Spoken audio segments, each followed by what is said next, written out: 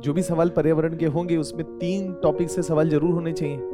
Climate change, जलवायु परिवर्तन, दूसरा प्रदूषण और तीसरा टोटल जो वर्ल्ड का पॉपुलेशन है उसका लगभग 17.5 या 18% पॉपुलेशन भारत में निवास करता है विश्व का। क्लियर है? और पूरे विश्व में जितना मीठा पानी है 100 लीटर मान लीजिए तो भारत को मिला है केवल 2.4 litre. Carbon capture, storage and utilisation के तहत 3 आयाम है ना? कैप्चर करना, स्टोर करना और उसका यूटिलाइजेशन करना। जितने भी आप देखेंगे उद्योग धंधे हैं वो पानी को कूलेंट के रूप में इस्तेमाल करते हैं ताकि इंजन को ठंडा रखा जा सके। लेकिन अगर पानी में लवण की मात्रा ज्यादा होगी तो उद्योग धंधों का कुल खर्चा तुलनात्मक रूप से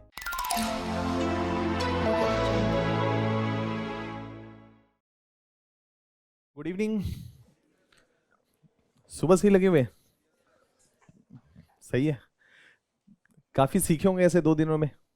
नहीं, लगभग 20 × 4 लगा लीजिए, 80 सवाल के आसपास, है ना? और एक समझ भी बनी होगी। पेपर 3 का मैं जो सेक्शन आपके साथ डिस्कस कर रहा हूँ वो है पर्यावरण और आपदा प्रबंधन, है ना? कितने सवाल हैं लगभग? देखा किसी ने पेपर?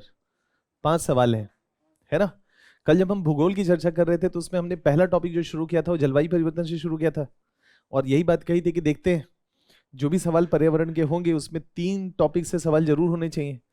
क्लाइमेट चेंज, जलवायु परिवर्तन, दूसरा प्रदूषण और तीसरा जैव विविधता का ह्रास। ये होने चाहिए, इन टॉपिक से सवाल होने चाहिए। जैसे अगर ये पहला टॉपिक देखिए, किससे रिलेटेड लग रहा है? कार्बन कैप्चर एंड स्टोरेज, और आगे क्या लिखा है? जलवायु परिवर्तन। तो पर्यावरण का एक सवाल किससे? जलवायु परिवर्तन से। अगला सवाल देखते हैं। भूजल के लिए उत्तरदायी, घटते भूजल के लिए उत्तरदायी कारकों की चर्चा करिए। तो भूजल का जो घटता कारक है ये एक पर्यावरण का टॉपिक हो गया। वाटर पॉल्यूशन, वाटर का समस्या। तो हम लोगों ने मतलब अगर देखेंगे मेंस 365 भी ओपन करेंगे तो आपको ग्राउंड वाटर और वाटर के ऊपर खूब सारे टॉपिक्स मिल जाएंगे। अभी भी खोल करके देखिएगा या देखिएगा कि हमने कवर किया है कि नहीं किया है। तो पानी एक बड़ा समस्या है देश में। क्यों समस्या है? बेसिकली क्योंकि भारत में 75 से 80% रेनफॉल 4 महीनों में होता है, बाकी 8 महीनों में 20%, यानी कि भारत में औसत वर्षा 115 सेंटीमीटर होता है और 115 में से 80% की वर्षा इन्हीं 4 महीनों में, जून, जुलाई, अगस्त, सितंबर, जिसको मानसून का सीजन कहते हैं, और बाकी महीने में वर्षा की मात्रा में कमी। और शहर लगातार बढ़ते चले जा रहे हैं तो शहरों में जल संकट एक बड़ी समस्या है। और पॉपुलेशन, जरा सोचिए कि जब देश आज़ाद हुआ था 1951 में, मतलब 1947 में, और जब उसके बाद का जो पहला सेंसस था भारत का वो 1951 का था, आज़ाद भारत का, उस समय हमारी जनसंख्या 36 करोड़ थी और आज 140 करोड़ है। तो जरा सोच के देखिए कि भारत को विश्व के कुल क्षेत्रफल का या कुल अगर पॉपुलेशन को देखें कि टोटल जो वर्ल्ड का पॉपुलेशन है उसका लगभग 17.5 या 18% पॉपुलेशन भारत में निवास करता है विश्व का। क्लियर है? और पूरे विश्व में जितना मीठा पानी है 100 लीटर मान लीजिए तो भारत को मिला है केवल 2.4 लीटर। तो इसका मतलब है कि विश्व के 18% पॉपुलेशन को हम सपोर्ट कर रहे हैं और हमको विश्व का कुल कितना पानी मिल रहा है? केवल 2.4%। तो पानी तो एक गंभीर संकट होगा ना। तो मैंने कई बार क्लास में भी बोला है कि पानी एक ऐसा टॉपिक है जिस पे सवाल बनते रहना चाहिए। तो वो एक टॉपिक है भारत भूजल के लिए उत्तरदायी कारकों का परीक्षण करिए। भूजल में ऐसी क्षमता को कम करने के लिए क्या कदम उठाए जा सकते हैं, मतलब समस्या क्यों है और उसका समाधान क्या हो सकता है, एक ये सवाल है।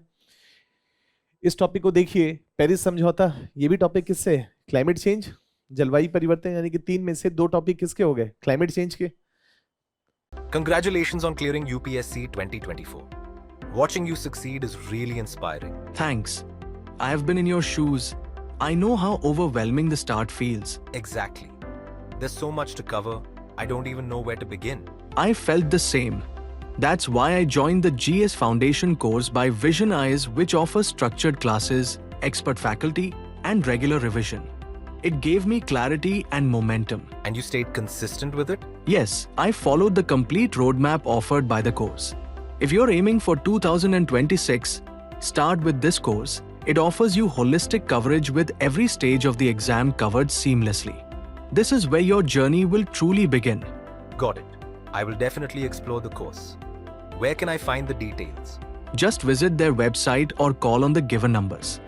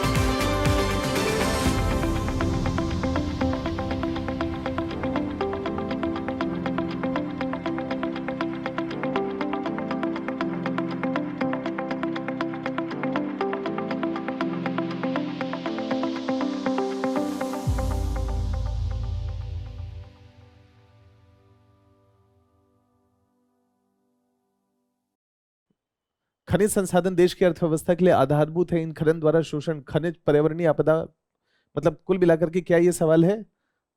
पर्यावरणीय आपदा को कम करने या खनिज संसाधन अर्थव्यवस्था आधार तथा इनका खनन द्वारा शोषण होता है। खनन को पर्यावरणीय आपदाओं या आपदा क्यों समझा जाता है?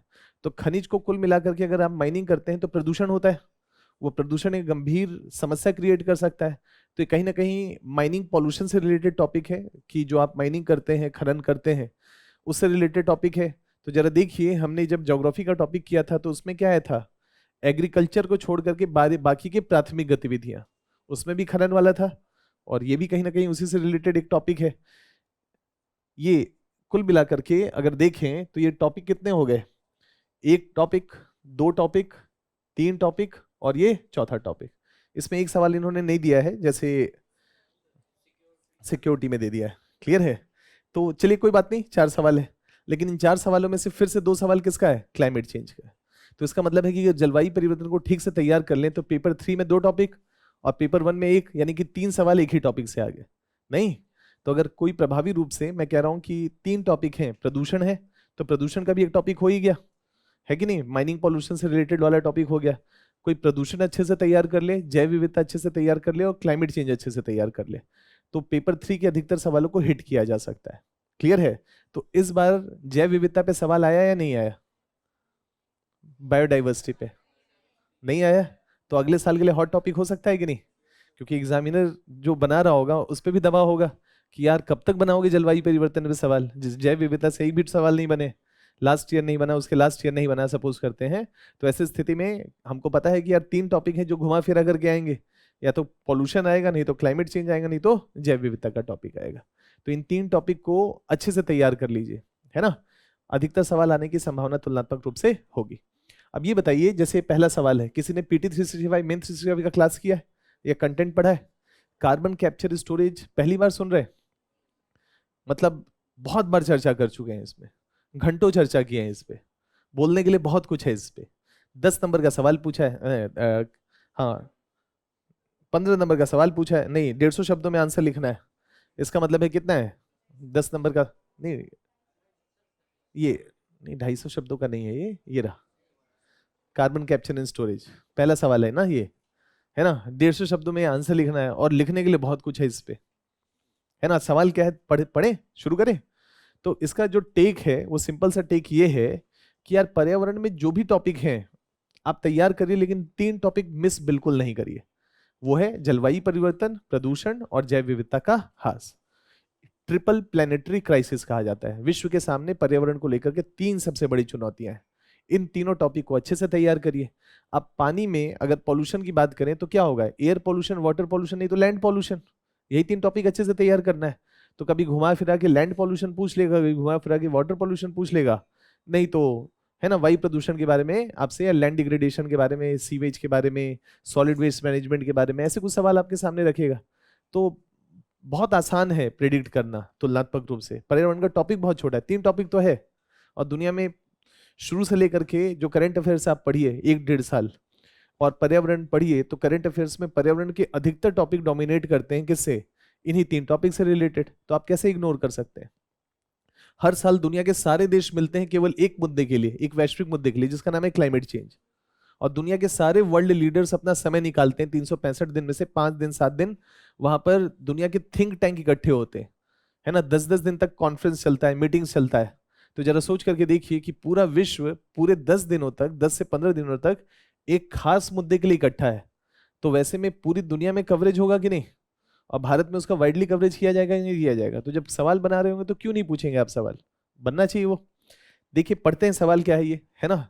उसके बाद इसका आंसर करते हैं। सवाल है कार्बन अवशोषण, उपयोग तथा भंडारण। कार्बन कैप्चर मतलब अवशोषण, उपयोग, है ना, तथा भंडारण। Carbon capture, storage and utilisation, है ना? CCUS कहा जाता है इसको, है ना? से क्या आशय है, इसका मतलब क्या है, ये आपको एग्जामिनर को थोड़ा बताना है कि कार्बन अवशोषण, उपयोग और भंडारण से आप क्या समझते हैं। जलवायु परिवर्तन से निपटने में CCUS की संभावित भूमिका क्या है?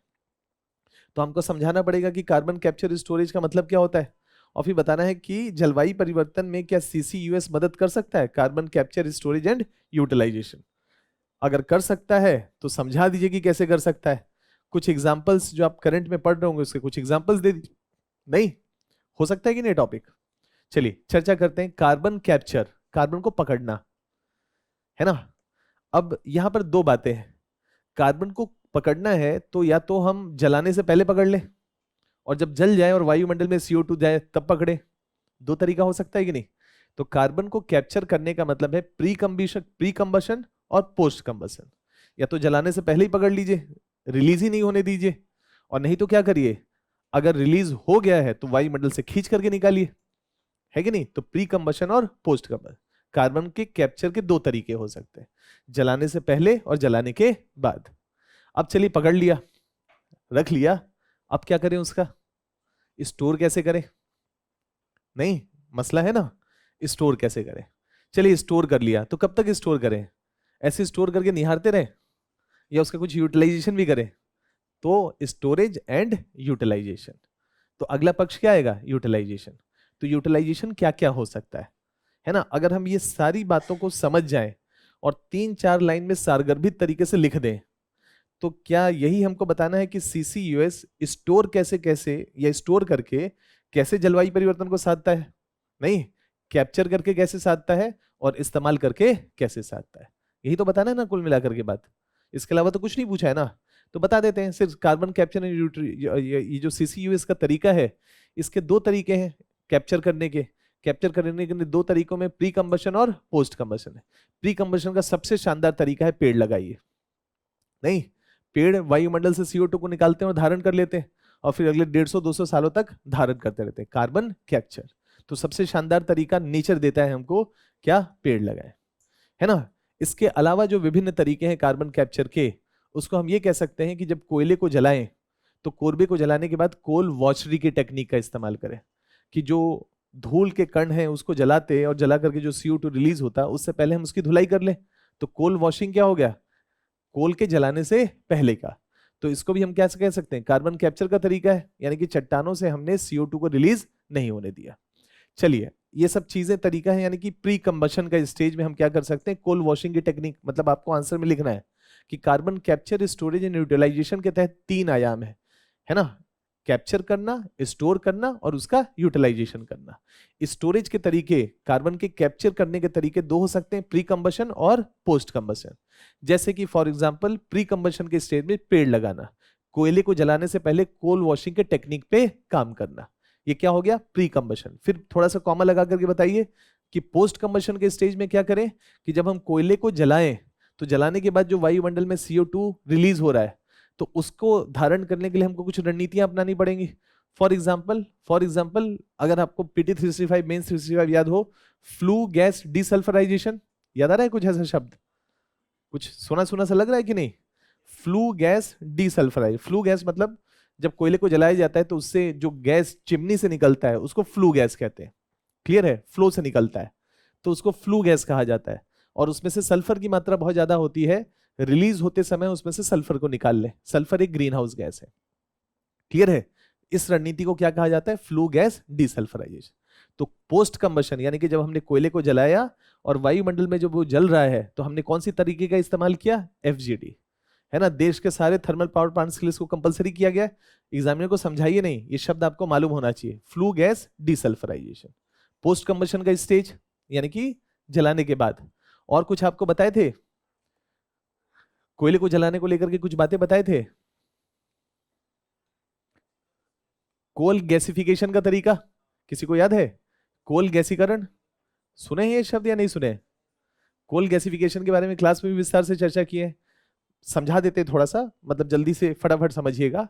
देखिए कोयला हमने निकाला और कोयले को निकाल करके एक थर्मल पावर प्लांट में हमने चूल्हे में झोंक दिया, उसको चिमनी लगा हुआ होगा वहां पर, कोयला जलेगा, हीट जनरेट करेगा, हीट से एक दूसरी जगह जो हीट जनरेट होगा उस पर एक बड़ा सा बर्तन लगा होगा, उस बर्तन में पानी गर्म होगा, पानी से जलवाष्प निकलेगा, जलवाष्प को पतले से रास्ते से गुजारा जाएगा, एक प्रेशर से वो एक टरबाइन पे गुजरेगा, टरबाइन को हिट करेगा, टरबाइन घूमेगा और काइनेटिक एनर्जी इलेक्ट्रिकल एनर्जी में कन्वर्ट होगा। ये तरीका है, यही किया जा रहा है। अब इससे बिजली पैदा हो रही है, लेकिन जो कोयला आप जला रहे हैं उससे सल्फर रिलीज हो रहा है, उससे नाइट्रस ऑक्साइड रिलीज हो रहा है, उससे कार्बन डाइऑक्साइड रिलीज हो रहा है।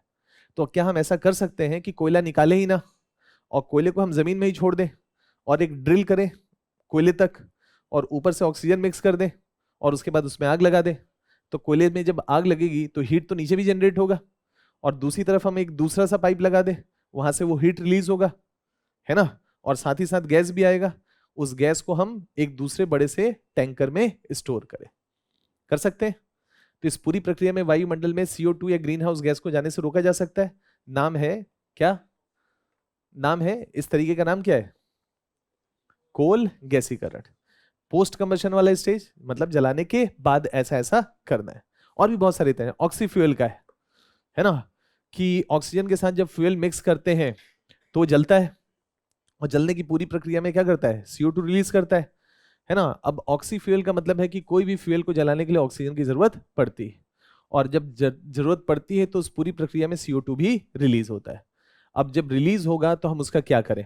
तो क्या उसके अलग अलग तरीके हैं? जैसे फॉर एग्जाम्पल मान लेते हैं कि हमने कोई चीज जलाया ABCDXYZ, उससे CO2 रिलीज हुआ और CO2 रिलीज हुआ तो जरा सोचिए कि एक बर्तन हम टैंक बना दें, एक टैंक बना दें, है ना, और टैंक बनाने के बाद हम उससे गुजारें उसको, उस धुएं को, तो क्या उस धुएं में कार्बन हो सकता है? और क्या उस टैंक में कैल्शियम था? तो कैल्शियम और कार्बन रिएक्ट करके क्या बनाएंगे? CaCO3, चूना पत्थर, कैल्शियम कार्बोनेट। हो सकता है ऐसा? नहीं हो सकता है। अब यहां पर जो मतलब अभी के लिए ऑक्सी फ्यूल को हटा दीजिए, थोड़ी देर में इसकी चर्चा करते हैं। आपको बस एग्जामिनर को यह बताना है, चूंकि एग्जामिनर ने क्लियरली पूछा है कार्बन अवशोषण, उपयोग और भंडारण से क्या आशय है, तो आपको बताना पड़ेगा कि कार्बन के अवशोषण का मतलब क्या है।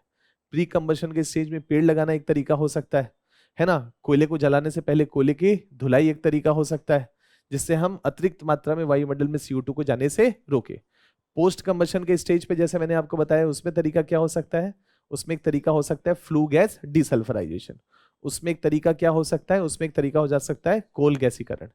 आइसलैंड किसी को ध्यान है? आइसलैंड किस लिए न्यूज में था? कार्बन को कैप्चर कर रहा था ना वायुमंडल से, डायरेक्ट एयर कैप्चर का तकनीक विश्व में पहला देश जिसने इस्तेमाल किया था, नाम क्या था? आइसलैंड।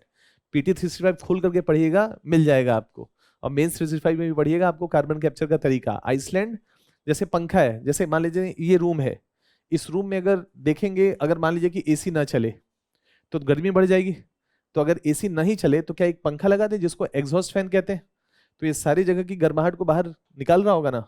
आइसलैंड ने ऐसा ही पंखा उल्टा लगा दिया है और वो लगातार चलता रहता है और हवा से क्या करता है? सारे एयर को सक करता है और सक करता है और एक टैंक से गुजारता है और जितने भी ग्रीन हाउस गैसेज हैं उसको स्टोर करता है और बाकी को रिलीज कर देता है। Direct air capture and storage. तो एयर कैप्चर का तरीका इस्तेमाल करने वाला दुनिया का कौन सा देश? आइसलैंड। तो यहां पर वो लिख सकते हैं कि नहीं? एक और तरीका क्या हो सकता है ना, डायरेक्ट एयर कैप्चर के तरीके। ये हो गया किससे? कार्बन के अवशोषण से रिलेटेड हो सकता है। आगे क्या है? उपयोग। तो एग्जामिनर को बताना पड़ेगा ना थोड़ा सा कि इसके उपयोग क्या क्या हो सकते हैं। तो कार्बन को अगर हमने स्टोर किया तो कार्बन के उपयोग क्या क्या हो सकते हैं? क्या कार्बन से हम विभिन्न प्रकार के फर्टिलाइजर्स का निर्माण कर सकते हैं? जैसे जब CO2 जलेगा या कोई भी फ्यूल जलेगा तो उससे CO2 रिलीज होगा, उससे सल्फर रिलीज होगा, उससे नाइट्रस ऑक्साइड रिलीज होगा। सहमत है इस बात से? है ना। और नाइट्रस ऑक्साइड में N हो गया, है ना, और हाइड्रोकार्बन्स में H हो गया। तो जब भी कार्बन जलता है, यानी कि कोयला जलता है, पेट्रोलियम जलता है, प्राकृतिक गैस जलता है, तो NH3 का फॉर्मूला रिलीज होता है जिसको अमोनिया कहते हैं। क्लियर है? और अमोनिया क्या है? यूरिया का बेस है। जो यूरिया बनता है उसका जो मेन मटेरियल है, जो केमिकल है, उसको किस नाम से जानते हैं? अमोनिया। तो क्या जो डायरेक्ट एयर कैप्चर हमने किया है, क्या उसमें नाइट्रोजन और हाइड्रोजन का मिक्सचर होगा जिसको हम अमोनिया कहेंगे? क्या उस अमोनिया का इस्तेमाल यूरिया बनाने और फर्टिलाइजर के निर्माण में हो सकता है? तो यहां पर क्या है? उपयोग। तो उपयोग में एक तरीका क्या हो सकता है? एग्रीकल्चर की गतिविधियों में किया जा सकता है कि नहीं? इसको हम क्या कहेंगे? केमिकल फर्टिलाइजर्स के निर्माण में रॉ मटेरियल का काम कर सकता है। कौन सा? अमोनिया। फॉर्मूला क्या है? NH3 कह सकते हैं। कॉमा कॉमा लगा करके, ज्यादा स्कोप नहीं है। और क्या उपयोग हो सकता है? और क्या उपयोग हो सकता है? बताए थे क्लास में भी, मेंस 365 में। ये इस वाली क्लास में कहीं लगा होगा फायर एक्सटिंग्विशर कहीं पर। तो फायर एक्सटिंग्विशर में जो CO2 आपने कैप्चर किया है उसको पकड़ करके आपने क्या किया? फायर एक्सटिंग्विशर में बंद कर दिया ना। अब बेचारा 4-5 साल तक बंद है, 10 साल तक गर्म कर पाएगा वायुमंडल को, और जरूरत पड़ने पे आग लग गई तो उसका इस्तेमाल हो सकता है कि नहीं? तो इंडस्ट्रियल एप्लीकेशन है कि नहीं है? इंडस्ट्री में लार्ज स्केल में इस्तेमाल किया जाता है, किसमें? फायर एक्सटिंग्विशर्स में। ये इसका उपयोग है कि नहीं है? इसके अलावा कोई और एग्जांपल बता दीजिए, मैंने बताया भी था। तो वो हो गया ना CaCO3 वाला, अमोनिया वाला। अच्छा CaCO3, हाँ चलिए वो भी कह सकते हैं कि क्या हम, चलिए थोड़ा सा और इस पे और बात करते हैं। मैंने कभी भी ड्राई आइस शब्द का इस्तेमाल किया है? ड्राई आइस याद आ रहा है? ड्राई आइस, ड्राई आइस किससे बनता है? CO2 को ठंडा करने से। जब CO2 को ठंडा कर देते हैं तो बर्फ के फॉर्म में हो जाता है। जैसे आप बर्फ देखते हैं ना, पानी का बर्फ, तो इसके टेम्परेचर को जब रिड्यूस किया जाता है -20 -30 तक ले जाया जाता है तो ये हार्ड बन जाता है, मतलब एक ठोस पदार्थ या ठोस रूप धारण कर लेता है। इसी को ड्राई आइस कहते हैं। क्यों ड्राई आइस कहते हैं? उसका कारण यह है कि जब आइस, जो बर्फ है पानी से जो बनता है, जब वो पिघलेगा तो पानी बन जाएगा, लेकिन जब CO2 को ठंडा कर दिया -20 -30 पे ले जा करके तो ठंडा हो गया, और अगर गर्म हुआ तो पानी बनेगा या नहीं बनेगा? तो ड्राई रहेगा कि नहीं, मतलब सूखा रहेगा। तो इसको क्या कहेंगे? Dry ice. क्लियर है? तो ड्राई आइस का लार्ज स्केल पे एप्लीकेशन है। कहां कहां एप्लीकेशन है जरा सोचिए। मान लेते हैं कि सपोज करिए खाद्य प्रसंस्करण उद्योग है, फूड प्रोसेसिंग इंडस्ट्री, कहीं पर अचार बन रहा है, कहीं पर कुछ बन रहा है ना। और मान लेते हैं कि जो कमरा है कोल्ड स्टोरेज, वो बर्फ से बना हुआ है, बर्फ, और 5 घंटे के लिए लाइट चली जाए तो पूरा बर्फ का पानी पिघल जाएगा, और जो भी नीचे सामान खाद्य प्रसंस्करण या फूड वूड रखा है उसमें पानी मिक्स हो जाएगा कि नहीं? तो फूड खराब हो जाएगा। तो खाद्य प्रसंस्करण उद्योग में आइस की जगह मैक्सिमम इस्तेमाल किया जाता है ड्राई आइस। क्लियर है?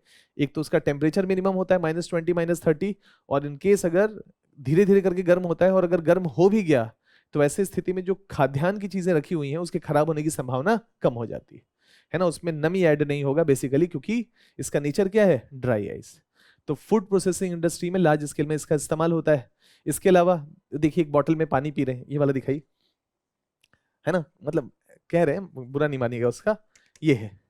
इसमें कभी भी दिखिएगा कहीं लिखा होगा कार्बोनेटेड वाटर, है ना, इसमें क्लियरली लिखा होगा, ये तो थोड़ा सा वो हो गया है, लेकिन इसमें क्लियरली लिखा होगा कार्बोनेटेड वाटर, है ना। कार्बोनेटेड वाटर इसका मतलब है कि विभिन्न प्रकार के बेवरेजेस बनाने में CO2 की भूमिका है। आप क्या करते हैं? पानी में प्रेशर से CO2 ऐड करते हैं, और पानी में जब CO2 ऐड कर देते हैं तो H2O पानी का फॉर्मूला है, और जब CO2 ऐड होता है तो उसको कहते हैं कार्बोनिक एसिड, एक वीक एसिड होता है, उसी को कहा जाता है कार्बोनेटेड वाटर। ये फूड को डाइजेस्ट करने में मदद करता है, लेकिन हमारे शरीर का खुद का पाचन क्रिया है ना, उसको अम्ल क्यों ऐड करना अननेसेसरी में? क्लियर है? तो ये इसमें क्या होता है? Carbonated water. तो कई बार आप देखेंगे बूढ़े बुजुर्ग या जो लोग होते हैं कुछ ऐसा हैवी खा लेंगे तो कहते हैं कि यार थोड़ा कोको कोला चाहिए, है ना, इससे डाइजेशन अच्छा हो जाता है। बेसिकली क्यों? कार्बोनेटेड वाटर एसिड है जो उसको पचाने में एक मदद करता है। तो क्या फूड एंड बेवरेज इंडस्ट्री में लार्ज स्केल में इस्तेमाल किया जाता है? इसका यूटिलाइज, ये इसका क्या है? यूटिलाइजेशन है।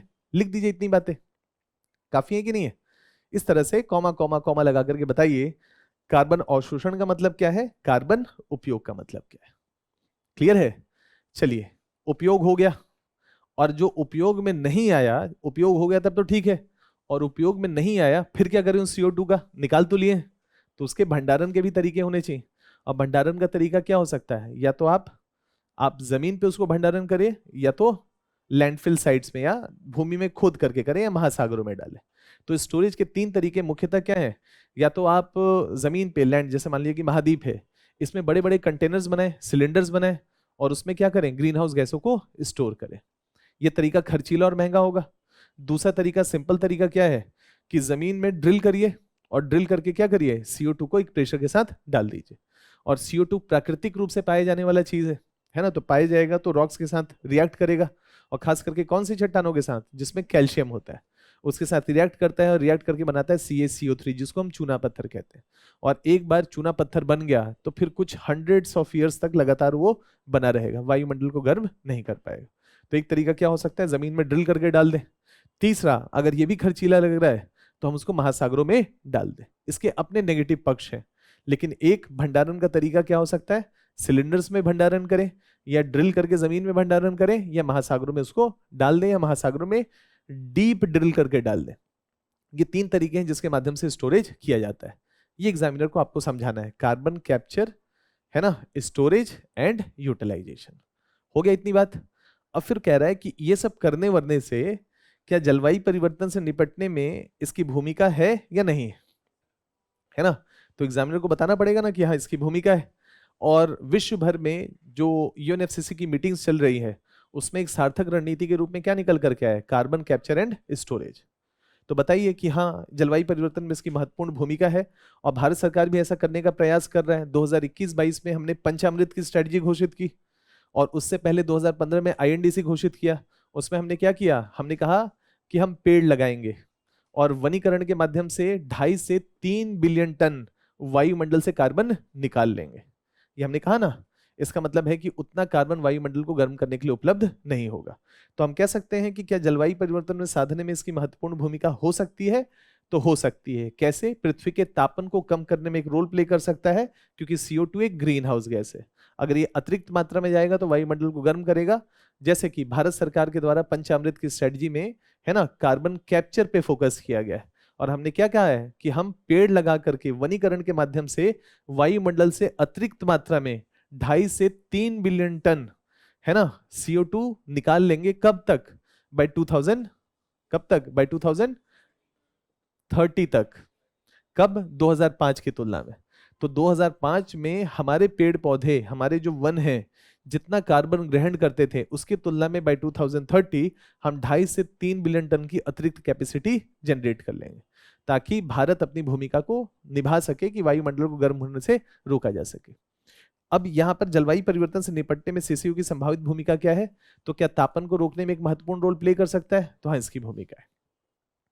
दूसरा, इसी के संदर्भ में आप बात करिए सीसीयूएस के संदर्भ में कि जो कार्बन कैप्चर स्टोरेज का तरीका है ना, क्या ये जलवायु परिवर्तन से निपटने में एक रोल प्ले कर सकता है? तो हम कह सकते हैं कि एक तरह से एक कैपेसिटी, या आप कह सकते हैं कि जो कार्बन की कैपेसिटी है ना, प्रकृति की धारण करने की, वो बढ़ाई जा सकती है कि नहीं?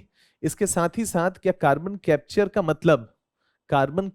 मतलब केवल प्राकृतिक ही तरीका ना होकर के मानव निर्मित तरीके भी है? तो क्या इस पूरी प्रक्रिया से डिकार्बोनाइजेशन की तरफ बढ़ सकते हैं हम?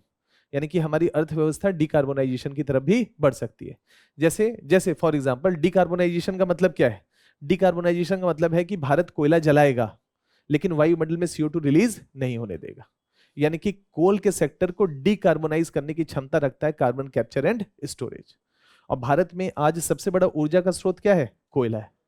तो अगर हम कोयला जलाएं लेकिन वायुमंडल में CO2 को रिलीज ना होने दे, तो हम इसको संधारणीय विकास कह सकते हैं कि नहीं? तो यहां पर आपको बताना है कि क्या जलवायु परिवर्तन से निपटने में सीसीयूएस की संभावित भूमिका है? तो पहला तो बताइए कि नेचुरल तरीके से इसकी एक भूमिका है और भारत सरकार पंचामृत के माध्यम से इसको प्रयास भी कर रहा है। दूसरा, अगर हम कार्बन को जलाते हैं, यानी कि मानव निर्मित तरीके से जो कार्बोनाइजेशन या कार्बन बेस्ड अर्थव्यवस्था है, सीसीयूएस उसको डिकार्बोनाइज करने की क्षमता रखता है। मतलब हम कोयला जलाएंगे लेकिन वायुमंडल में CO2 रिलीज नहीं होने देंगे। फॉर एग्जाम्पल, पीछे हमने बता ही दिया है कोल गैसीकरण की नीति, और भारत सरकार बहुत प्रभावी तरीके से कोल गैसिफिकेशन के माध्यम से आगे बढ़ रहा है। कह सकते हैं इसमें बात हो सकती है। अब इसी में जरा सोचिए कि कार्बन कैप्चर एंड स्टोरेज के माध्यम से जलवायु परिवर्तन से निपटने में इसकी भूमिका कैसे हो सकती है? क्या हम लॉन्ग टर्म में वायुमंडल से CO2 निकाल करके कुछ अतिरिक्त प्रोडक्ट बना सकते हैं? जैसे केमिकल रिएक्शन, कैल्शियम, CO2 बहुत वाइडली रिएक्ट करता है कैल्शियम से। तो हम जो चूना पत्थर प्राकृतिक रूप से निकालते हैं, हम उसका निर्माण अत्यंत तेज गति से कर सकते हैं। और अत्यंत तेज गति से कर सकते हैं तो दो बातें यहां पर निकलेंगी। एक तो हमको चूना पत्थर के लिए माइनिंग नहीं करना पड़ेगा, और माइनिंग नहीं करना पड़ेगा तो पेड़ नहीं काटने पड़ेंगे। क्लियर है? हम क्या कर सकते हैं? CO2 को कैल्शियम के साथ मिक्स करके चूना पत्थर का निर्माण कर सकते हैं, और कर सकते हैं तो डिफॉरेस्टेशन या वनों को काटने की जरूरत नहीं पड़ेगी। क्लियर है? और इस पूरी प्रक्रिया में जो CO2 वायुमंडल को गर्म करता, वो गर्म करने के लिए उपलब्ध नहीं होगा। इस संदर्भ में जलवायु परिवर्तन को साधने में एक भूमिका हो सकती है कि नहीं? एक पंथ दो काज नहीं, एक यही ये CO2 का इस्तेमाल नहीं करते तो वायुमंडल में जाकर के गर्म करता, और यही चूना पत्थर जो कंस्ट्रक्शन सेक्टर के लिए एक इंपॉर्टेंट रॉ मटेरियल है, इसके लिए हम माइनिंग करते, और माइनिंग करते तो निर्वनीकरण पे फोकस करते, पेड़ काटते, जंगल काटते, उससे वायुमंडल में अतिरिक्त मात्रा में CO2 रिलीज होता। तो एक तो हम उस प्रक्रिया को रोक सकते हैं, और दूसरा, उस प्रक्रिया को तो रोका ही जा सकता है, और दूसरा ये जो CO2 जो रिलीज हो रहा था, इसको हमने कैल्शियम के साथ मिक्स करके अब दीवार पे चुनवा दिया है कि नहीं? अब ये 100, 200, 400 सालों तक इसी में बना रहेगा, वायुमंडल को गर्म नहीं कर पाएगा। नहीं कर पाएगा तो समझ रहे हैं, मतलब इस पॉइंट को आपको एग्जामिनर को बताना है, क्योंकि पूछ रहा है जलवायु परिवर्तन से निपटने में सीसीयू की संभावित भूमिका क्या हो सकती है। तो इस तरीके से एग्जामिनर को आपको समझाना पड़ेगा कि सर इस तरीके से चीजें की जा सकती है। ठीक है, अब इसी में थोड़ा सा कुछ और पॉइंट को बात करते हैं। ये बताइए पेड़ पौधों को क्या चाहिए, ऑक्सीजन या CO2? मुख्यतः CO2 चाहिए, CO2। तो इसका मतलब है कि क्या हम पेड़ पौधों को रेगुलेटेड तरीके से CO2 रिलीज कर सकते हैं? जैसे मान लीजिए कि कोई एक महासागर है, अगर महासागर में CO2 की मात्रा बढ़ेगी तो महासागर का उत्पादन और उत्पादकता बढ़ना चाहिए या कम होना चाहिए? पहले सोचिए और बताइए आराम से। अगर वो पानी के साथ रिएक्ट करेगा तो अम्लीकरण होगा, लेकिन अगर वहां पर फाइटोप्लैंक्टन और पादप छोटे छोटे हैं और उनको कंट्रोल मात्रा में अगर CO2 रिलीज किया जाए तो क्या फाइटोप्लैंक्टन की उत्पादकता में बढ़ोतरी होगी या कमी आएगी? कमी आएगी। सॉरी, फाइटोप्लैंक्टन की उत्पादकता में बढ़ोतरी होगी। और अगर फाइटोप्लैंक्टन ज्यादा होगा तो जूप्लैंक्टन, और अगर जूप्लैंक्टन अच्छे होंगे तो मछलियां अच्छी, और मछलियां अच्छी होंगी तो छोटी मछलियों के ऊपर बड़ी मछलियां वेल। तो क्या पूरा फूड चेन ज्यादा प्रभावी रूप से विकसित हो सकता है? और अगर फूड चेन विकसित हो गया, आराम से सोचिए, अगर बेसिक चीजें क्लियर है तो अगर फूड चेन विकसित हो गया तो नेचर में कोई चीज वेस्ट है या रिसाइकल हो रहा है? तो CO2 रिसाइकल होकर के एक से दूसरे, दूसरे से तीसरे, तीसरे से चौथे शरीर में धारण होगा। जैसे फाइटोप्लैंक्टन को खा लिया, यानी कि हरे हरे पत्तों में जो CO2 इकट्ठा हुआ वो आ गया जूप्लैंक्टन में, जूप्लैंक्टन को खा लिया छोटी मछली ने, तो छोटी मछली के पास वो CO2 आ गया, छोटी मछली को उससे बड़ी मछली ने, उससे बड़ी मछली ने, और सबसे बड़ा वेल, और वेल ने एक बार खा लिया तो 30 साल तक उसके पास है, 30 साल उसका लाइफ होता है, और मर गया तो सब पार्टी करेंगे उस पर, दुनिया का सबसे बड़ा है, फिर सब मिल करके खाएंगे, फिर छोटी छोटी मछलियों में आ जाएगा, वो CO2 बार बार रिसाइकल होता रहेगा। तो ऐसी स्थिति में ओशन फर्टिलाइजेशन को बढ़ा सकता है कि नहीं? ओशन की उत्पादन उत्पादकता को बढ़ाने की क्षमता रखता है। बस हमको क्या करना है कि अगर आप सीधे समुद्र में डालेंगे तब तो अम्लीकरण करेगा, लेकिन फाइटोप्लैंक्टन जहां पर ग्रो कर रहा है उस पर कंट्रोल मात्रा में CO2 रिलीज करेंगे तो फाइटोप्लैंक्टन का ग्रोथ तुलनात्मक रूप से बेहतर होगा, ओशन की फर्टिलिटी बढ़ेगी, उत्पादन उत्पादकता बढ़ेगी, और अगर जीवन चक्र बेहतर हो गया तो कोई भी चीज वेस्ट नहीं होगा, इंक्लूडिंग CO2। लगातार घूमता रहेगा, उतनी मात्रा में CO2 वायुमंडल को गर्म करने के लिए उपलब्ध नहीं होगा। कार्बन कैप्चर एंड स्टोरेज एक प्रभावी तरीका हो सकता है जलवायु परिवर्तन को साधने की रणनीति का। कंक्लूजन में लिखिए, दुनिया के बहुत सारे देश इसको लेकर के प्रयास करें, जैसे हाल ही में आइसलैंड के द्वारा क्या किया जा रहा है ना, डायरेक्ट एयर कैप्चर की तकनीक पे काम किया जा रहा है। भारत सरकार किस पे काम कर रहा है? फ्लू गैस डीसल्फराइजेशन पे काम कर रहा है ना, अंडरग्राउंड माइनिंग पे काम कर रहा है कि कोल को क्या करें, बाहर निकालने की जगह कोल गैसिफिकेशन पे फोकस कर रहा है। इसके साथ अपने आंसर को कंप्लीट कर दें। ये कुल मिलाकर के सवाल था। कार्बन कैप्चर, उपयोग मतलब अवशोषण, उपयोग और भंडारण से क्या आशय है, जलवायु परिवर्तन से निपटने में CCUS की संभावित भूमिका क्या है, तो पॉजिटिव भूमिका बताना है। तो दुनिया भर के देशों को विभिन्न तरीके से इसको लेकर के प्रयास करना पड़ेगा कि नहीं। अब देखिए, मैंने एक एग्जाम्पल आपके सामने रखा, सिर्फ एक एग्जाम्पल। मैंने कहा पेड़ लगाने चाहिए, इसी को अलग अलग तरीके से बात कर सकते हैं। नहीं, मैंग्रोव फॉरेस्ट, कोरल प्रवालों को बचाएं, वो भी एक तरीके से रिसाइकल करने में मदद करेंगे। जो भी एग्जाम्पल्स आप अलग अलग तरीके से बात करें, वन अग्नि को रोका जाए, ये भी कार्बन कैप्चर का तरीका हो सकता है कि नहीं। बहुत सारे एग्जाम्पल्स हो सकते हैं, बात बहुत लंबी हो सकती है, 1-1.5 घंटे तक चर्चा कर सकते हैं, लेकिन आपको 4-5 डायमेंशंस के साथ एग्जामिनर को समझाना है कि सर मुझे पता है कि जलवायु परिवर्तन से निपटने में CCUS कैसे रोल प्ले कर सकता है। इतना समझा दीजिए और तीनों शब्दों का मतलब समझा दीजिए कि कार्बन कैप्चर, स्टोरेज और यूटिलाइजेशन का आशय क्या है। आपका टॉपिक हो जाएगा कंप्लीट। बढ़िया, आगे चलिए। अगला सवाल है, अच्छा अगला सवाल है, ये हो गया क्या टॉपिक?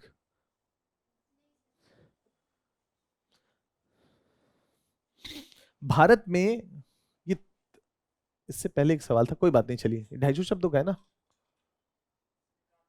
अच्छा, एक आध क्वेश्चन छूट गया ना, कौन सा क्वेश्चन रह गया बीच में? तटीय जलभृत में समुद्री जल घुसपैठ, घुसपैठ बताइए कितना खराब ट्रांसलेशन है ये। अगर इंग्लिश पढ़िए तो वो है तटीय क्षेत्र में समुद्री जल का इंट्रूजन, इंट्रूजन है, और बताइए इंट्रूजन को घुसपैठ कह रहा है UPSC। नहीं, अब वो क्या है, एक सिक्योरिटी का टॉपिक थोड़ी ना है कि वो पानी आकर के वो AK-47 चला रहा है। नहीं, गलत है ना ये शब्द, मतलब देखा जाए तो इसका एक सही मतलब जो संदर्भ है उस संदर्भ में इसका ट्रांसलेशन होना चाहिए। तो कई बार क्या करिएगा, घबराइएगा नहीं, कई बार ऐसी चीजें होंगी हिंदी में, तो थोड़ा इंग्लिश की टर्मिनोलॉजी से भी नो हाउ रखिएगा, नहीं तो पता चला कि उस दिन गड़बड़ हो जाए। जैसे घुसपैठ पढ़ते ही लगेगा सिक्योरिटी का मामला है, इसीलिए चला गया वो सिक्योरिटी में, यही टॉपिक था क्या, बताइए, है ना। क्या था सवाल, भारत में तटीय जलवृत्त में समुद्री जल घुसपैठ एक मुख्य चिंता का विषय। AK-47 लेके घुसा है ये। समुद्री जल घुसपैठ के क्या कारण है ना। संगठन बना के आया होगा अल कायदा, जैश ए मोहम्मद टाइप से, तथा ऐसी आपदा का सामना करने के लिए हमको क्या सुरक्षात्मक उपाय करने पड़ेंगे। मतलब उपचारात्मक है, लेकिन सुरक्षा का टॉपिक है तो सुरक्षात्मक उपाय करने पड़े। ठीक है, चलिए, पानी का 2 टॉपिक आया है इस बार, वाटर का 2 टॉपिक है, ठीक है ना, ध्यान रखिएगा, है ना। एक भूजल वाला है और एक तटीय जलभृत, मतलब अंडरग्राउंड एक्विफर्स के बारे में बात हो रहा है। चलिए इस सवाल को छोड़ देते हैं, ऑलरेडी डिस्कस कर चुके हैं, है ना। मेरे लिए छोड़ दिया, इसलिए कह रहे थे कि इसमें है नहीं वो सवाल। चलिए कोई बात नहीं, हम बनाए थे तो उसमें रखे थे, अब स्क्रीन पे नहीं है सवाल। सवाल पढ़ देते हैं, क्या है। भारत में तटीय जलभृत में समुद्री जल इंट्रूजन, है ना, एक महत्वपूर्ण या मुख्य चिंता का विषय है। समुद्री जल घुसपैठ के क्या कारण है। तो पहले चिंता क्या है थोड़ा सा बता दिए, हाँ सर सहमत हैं, आप भी चिंतित हैं, मैं भी चिंतित हूँ, है ना। उस तरीके से थोड़ा सा इंट्रोडक्शन में बात को लिख दिए कि क्या क्या हो रहा है, कॉमा कॉमा लगा करके चिंता का विषय क्या है। और ये सवाल का अगला हिस्सा कह रहा है कि समुद्री जल घुसपैठ के कारण क्या है, इंट्रूजन का कारण क्या है, रीजन क्या है। तो 3-4 रीजन जो भी है उसके बारे में बताना पड़ेगा, तथा ऐसी आपदाओं का सामना करने के लिए तरीके क्या है, सॉल्यूशन क्या है, क्या किया जाए, उपचार क्या हो सकते हैं, उसके बारे में एग्जामिनर पूछा है। तो सवाल के मुख्यतः 2 हिस्से हैं, समुद्री जल घुसपैठ के कारण क्या है, इंट्रूजन का कारण क्या है, और अगर है तो ये गंभीर समस्या है, इसका समाधान क्या हो सकता है, आपको सॉल्यूशंस बताने हैं। ठीक है, तो 2 पक्ष है जिसके बारे में हमको चर्चा करना है। 150 शब्दों का सवाल है और 10 नंबर है इसके बारे में। भारत में तटीय जलभृत में समुद्री जल इंट्रूजन एक मुख्य चिंता का विषय है। क्यों है मुख्य चिंता का विषय, मतलब हमको वही लिखना पड़ेगा ना। आप सहमत हैं या नहीं है तो हम बोलेंगे हाँ सर सहमत हूं, ऐसा गंभीर समस्या है, और फिर इसके जो कारण है वो निम्नलिखित हैं। तो एग्जामिनर भी सोचेगा कि वाह क्या बच्चा है, सहमत होकर के यस लिख करके निकल गया। आपको बताना पड़ेगा ना कि अगर एक चिंता का विषय है तो कॉमा कॉमा लगा करके चिंता बता दिए तो इंट्रोडक्शन हो जाएगा कि नहीं, कि हाँ सर सहमत हूँ है ऐसा, और इसका जो है वो निम्नलिखित AB2, मतलब जो भी इसके तर्क है। तो ये बताइए कि गंभीर चिंता का विषय क्यों है, यही तो लिखना है ना। जैसे पहला चिंता का विषय,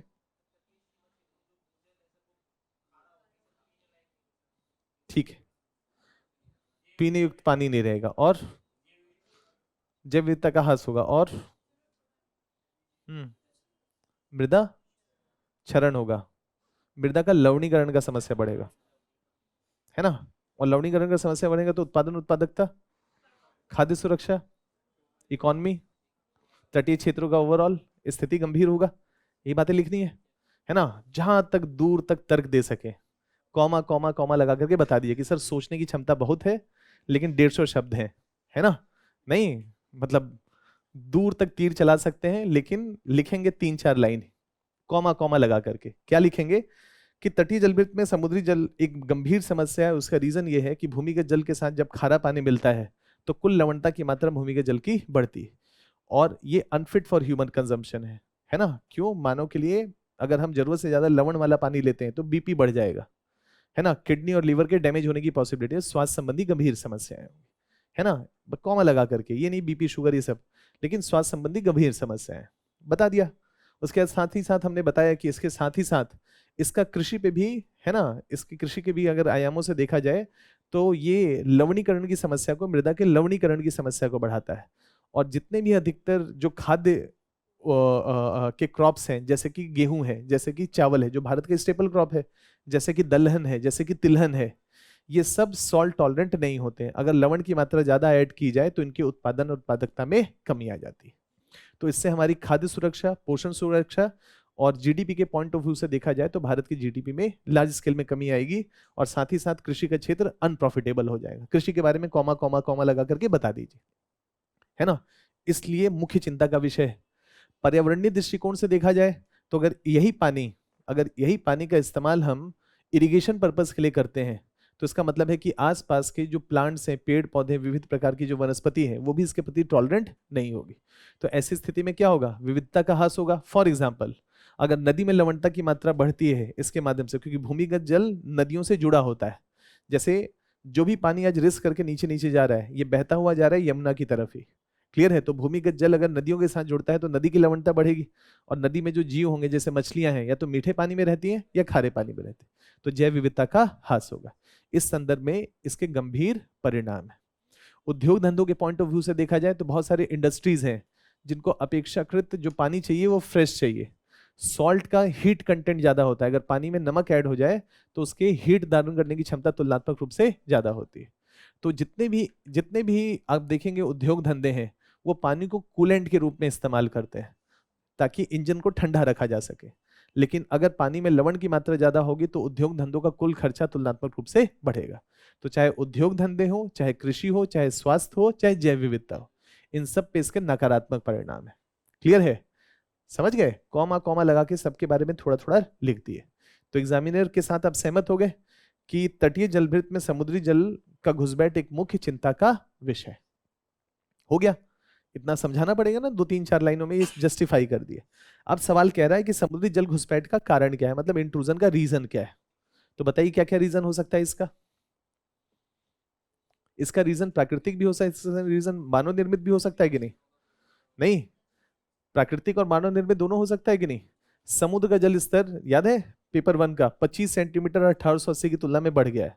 तो अगर समुद्र का जल स्तर 25 सेंटीमीटर बढ़ गया है तो समुद्र से जमीन की तरफ ढाल बनेगा कि नहीं? तो प्राकृतिक कारण क्लाइमेट चेंज से रिलेटेड, और ऑलरेडी समुद्र का जल तुलनात्मक रूप से बढ़ चुका है और बढ़ गया है, और ऐसा आंकड़ा बताता है कि ऑलरेडी 25 सेंटीमीटर के 24 से 25 सेंटीमीटर के आसपास बढ़ चुका है। तो ढाल कहाँ है? जमीन से पानी की तरफ ना, मतलब सागर की तरफ ना होकर के सागर से जमीन की। तो प्राकृतिक कारक जो नेचुरल है ना, एक लार्ज स्केल पे जो डायनामिक्स चल रहा है, या आप कह सकते हैं आर्कटिक का पिघलना, अंटार्कटिका का पिघलना, ग्लेशियर्स का पिघलना, महासागरों के कुल जल स्तर का बढ़ना, थर्मल एक्सपेंशन यानी कि महासागर गर्म होंगे तो वही पानी का फैलाव क्या होगा? तुलनात्मक रूप से ज्यादा होगा। ये सारी स्थितियां एक ढाल क्रिएट करेंगी, कहां से? महासागर से महाद्वीपों की तरफ। ऐसी स्थिति में महाद्वीपों के नीचे जो पानी है, या आप कह सकते हैं कि अंडरग्राउंड वाटर है, उसके कंटेमिनेट होने की संभावना तुलनात्मक रूप से बढ़ जाएगी।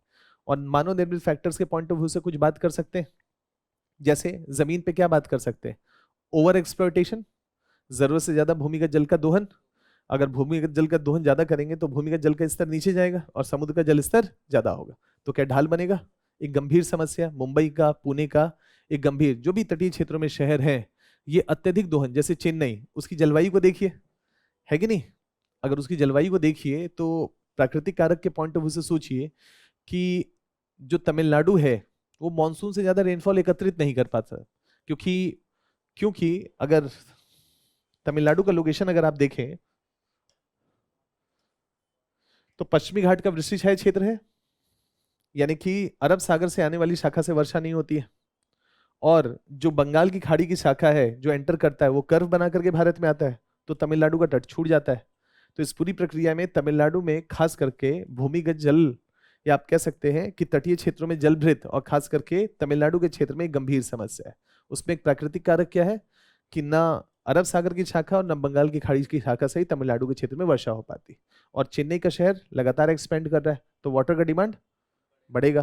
तो यहाँ पर मानव निर्मित कारक में क्या बताएंगे कि ओवर एक्सप्लॉयटेशन, जरूरत से ज्यादा पानी का दोहन, और चेन्नई में इसका गंभीर मतलब one of the major reasons है ओवर एक्सप्लॉयटेशन, क्योंकि बारिश तो होता नहीं है, बारिश बहुत कम होता है, औसत वर्षा 100 सेंटीमीटर के आसपास है। तो 100 सेंटीमीटर के आसपास वर्षा है और आपका डिमांड 150 सेंटीमीटर के आसपास का है, तो आप पूरा कैसे करेंगे? भूमिगत जल का दोहन करके, और दोहन करेंगे तो तुलनात्मक रूप से क्या स्थितियां परिस्थितियां होंगी? जल का स्तर नीचे जाएगा, ढाल कहां बनेगा? महासागर से महाद्वीपों की तरफ, है ना, वाटर का इंट्रूजन होगा। एक ये मानव निर्मित कारक में बात हो सकती है। इसके अलावा आर्द्र भूमियों को कन्वर्ट करना, लैंड यूज चेंजेस। आर्द्र भूमि क्या करते हैं? जो भी वर्षा होती है, आर्द्र भूमि मतलब दलदली भूमि, और पानी जब वहां एंटर कर जाता है तो पानी को ज्यादा समय मिलता है भूमिगत जल के बनने का। उस आर्द्र भूमि को कन्वर्ट करके आपने क्या किया? उसमें रोड बना दिए, मॉल बना दिए, हाउसिंग कॉम्प्लेक्स बना दिए, उसके जल धारण करने की क्षमता को आपने रिड्यूस कर दिया। तो मानव निर्मित कारकों में क्या होगा? आर्द्र भूमियों का विनाश, खास करके तटीय क्षेत्रों में भूमिगत जल में लवणीकरण की समस्या को गंभीर बना रहा है कि नहीं? जरा सोचिए कि अगर वो आर्द्र भूमि होता, है ना, अगर वो आर्द्र भूमि एग्जिस्ट करता तो जो पानी उसमें गिरता वो ज्यादा लंबे समय तक वहां बना रहता, और ज्यादा लंबे समय तक बनता तो भूमिगत जल के रिचार्ज होने की संभावना ज्यादा होती, तो जल का स्तर बढ़ जाता, और ऐसे में ढाल जमीन से या महाद्वीपों से महासागरों, और अब ये हो नहीं पा रहा है तो ढाल कैसा बनेगा ये? तो चेन्नई में लार्ज स्केल पे जो विवाद है, पर्यावरणविद और जो विकास को बढ़ावा देने वाले हैं, दो जो धाराएं बन गई हैं, एक डेवलपमेंट या प्रो डेवलपमेंट मॉडल और दूसरा प्रो एनवायरमेंट मॉडल। तो यहाँ पर जो प्रो इन्वायरमेंटलिस्ट हैं उनका मानना ये है कि चेन्नई में भूमिगत जल का जो प्रदूषण है उसका मूल कारण है आर्द्र भूमियों का विनाश, यानी कि सरकार बार बार उसको रिक्लासिफाई करके अर्बन डेवलपमेंट के लिए उसको रिकन्वर्ट कर रही है। ये स्थितियों के गंभीर परिणाम है, उसमें से एक गंभीर परिणाम में से तटीय क्षेत्रों में जलभृत में खारे पानी की समस्या एक गंभीर समस्या। बात कर सकते हैं इसके अलावा कुछ और कारण? तटीय क्षेत्रों की बात हो रही है,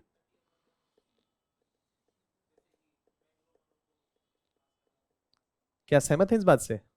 क्या mangrove first line of defence है? अपरदन को रोकते हैं और समुद्र को जमीन की तरफ आने से बढ़ने से रोकते हैं, है ना, यानी कि तट को स्टेबलाइज करते हैं।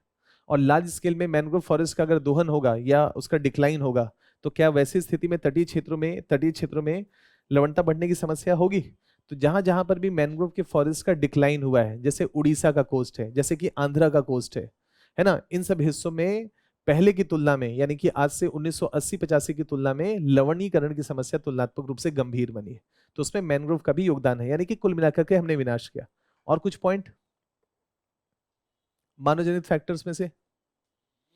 चक्रवात पहले भी आते थे, अभी भी आते, अब चक्रवातों की संख्या और ऊर्जा में इजाफा हुआ है, कारण महासागरों का गर्म होना। और अगर चक्रवात आएंगे तो सागर से जमीन की तरफ आएंगे कि जमीन से सागर की तरफ?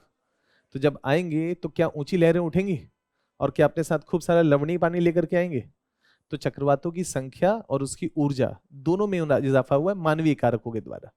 महासागर गर्म हो रहे हैं और इस पूरी प्रक्रिया में चक्रवात अपने साथ खूब सारा तेज पौने हैं, अत्यंत वेग से 200-250 किलोमीटर प्रति घंटे की रफ्तार तक पहुंच सकती हैं, जिसको सुपर साइक्लोन कहते हैं।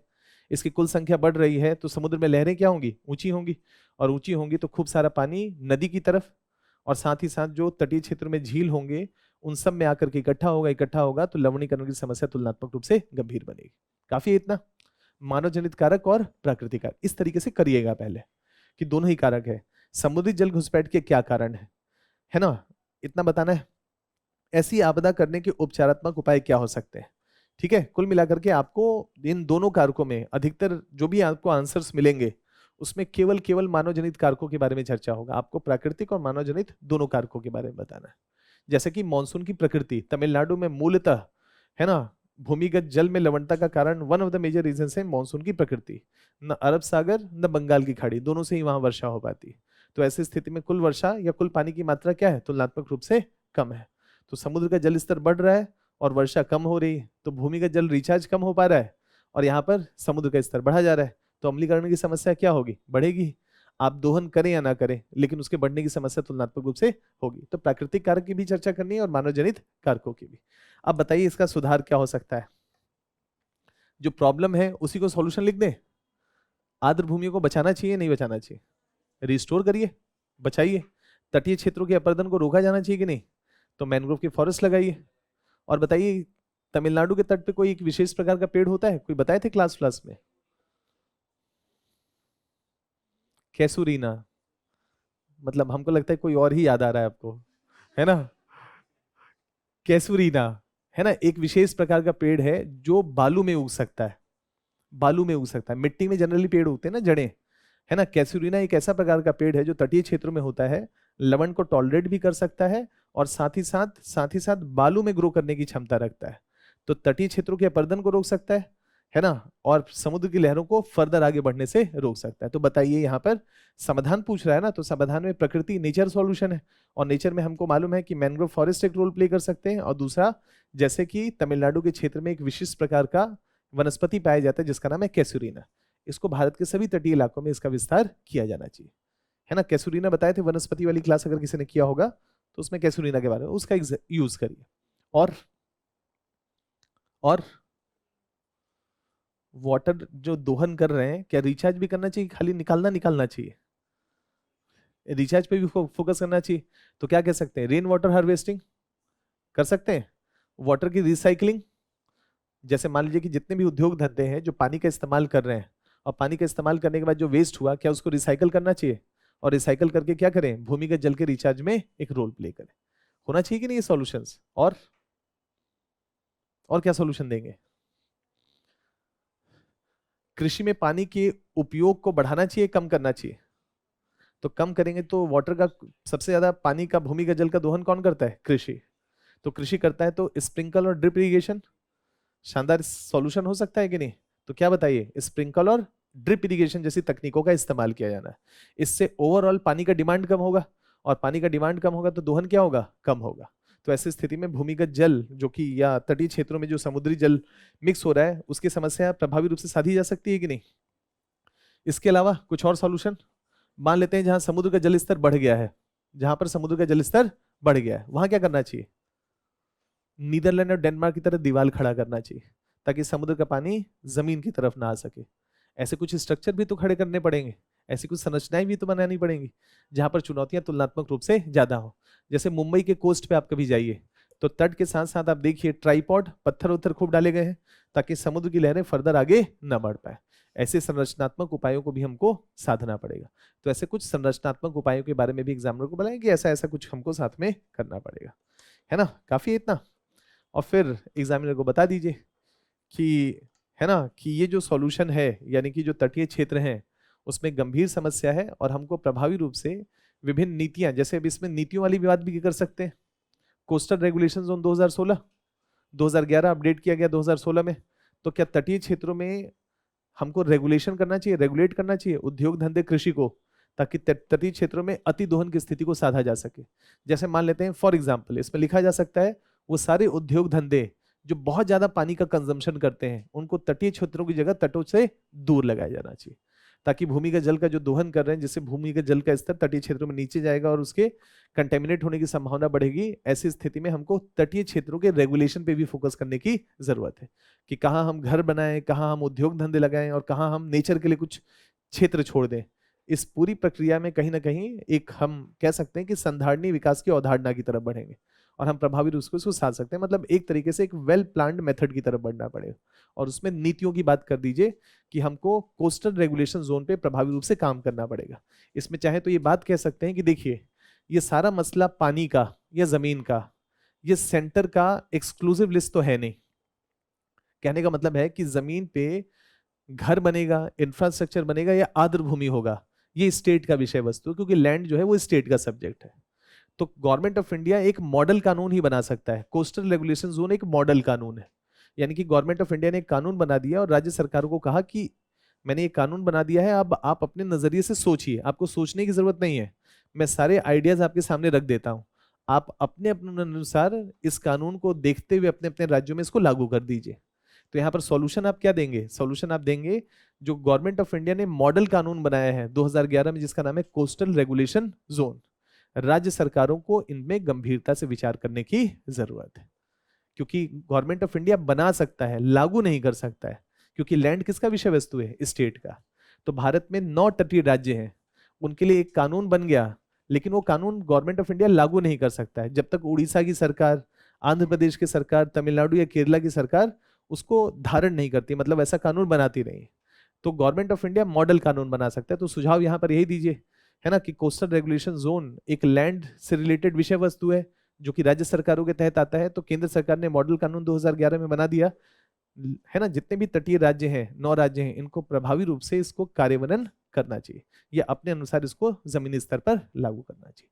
ऐसी बातें भी होनी चाहिए कि नहीं, ये बता दीजिए।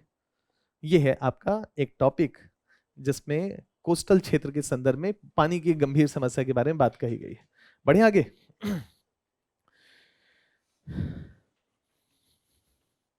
ये एक तो ये सवाल है, भारत में घटते भूजल के लिए उत्तरदायी कारकों का परीक्षण करें।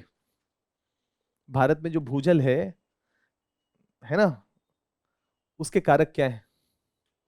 तो कुल मिलाकर के यहां पर हमारा फोकस मेनली किस पे करना है? मानव जनित फैक्टर्स पे या प्राकृतिक कारकों पे भी? बताइए बताइए कि केवल प्राकृतिक कारक? देखिए प्राकृतिक कारक के पॉइंट ज्यादा होंगे, ये बात तो तय है। सॉरी, मानव जनित कारक के पॉइंट ज्यादा होंगे, प्राकृतिक कारक के पॉइंट लिमिटेड होंगे, लेकिन होंगे जरूर। क्या होंगे फिर? भारत में पहले भी उतनी वर्षा हो रही थी, आज भी उतनी वर्षा हो रही है। मॉनसून का क्लास किसी ने किया है? क्या मॉनसून की प्रकृति में बदलाव हो रहा है? क्या बदलाव हो रहा है? कम समय में ज्यादा वर्षा। टॉपिक क्या है? भूजल। अब ये बताइए कि भारत में 115 सेंटीमीटर का रेनफॉल होता है, हर दिन थोड़ा थोड़ा वर्षा हो जाए तो भूजल बनने की संभावना ज्यादा होगी या कम होगी? और वही पानी आप ऐसे गिलास से उड़ेल दीजिए उस जगह पे, तो कुछ पानी बह जाएगा कि नहीं? तो भारत की मानसून की प्रकृति में बदलाव हो रहा है। बदलाव क्या है? अभी भी भारत में कुल वर्षा की मात्रा उतनी ही है, लेकिन अब वर्षा के दिनों की संख्या में कमी आ रही। वर्षा उतना ही हो रहा है 115 सेंटीमीटर, लेकिन आईएमडी का डेटा कह रहा है कि वर्षा उतनी ही हो रही है, लेकिन वर्षा के दिनों की संख्या में कमी आ रही। तो इसका मतलब है कम समय में ज्यादा वर्षा होगी, और कम समय में ज्यादा वर्षा होगी तो भूजल बनने की संभावना, ये प्राकृतिक कारक है। देखिए कभी किसी किसी साल पहले आ जाता है, किसी साल बाद में आ जाता है। जैसे इस साल का मॉनसून लानीना वाला है। अगर मॉनसून की क्लास किसी ने किया होगा तो ट्रिपल डिप लानीना, 3 सालों से लगातार लानीना की स्थिति है, और ये तीसरा साल है लानीना का। तो पिछले 3 सालों से लानीना की स्थिति है, तो वो तो होता रहेगा, एक साइकिल है। सवाल ये है कि अगर 30 सालों का आंकड़ा हमको कहते हैं कि भारत में औसत वर्षा 115 सेंटीमीटर होती है, और आज से मान लीजिए कि 1985 या 1990 का डेटा कहता है कि भारत में कुल वर्षा की संख्या जो है ये 4 महीनों का मतलब 120 दिन, 1 जून से लेकर के 30 सितंबर। तो जून, जुलाई, अगस्त और सितंबर, ये 4 महीने मानसून के सीजन है, यानी कि 120 दिन।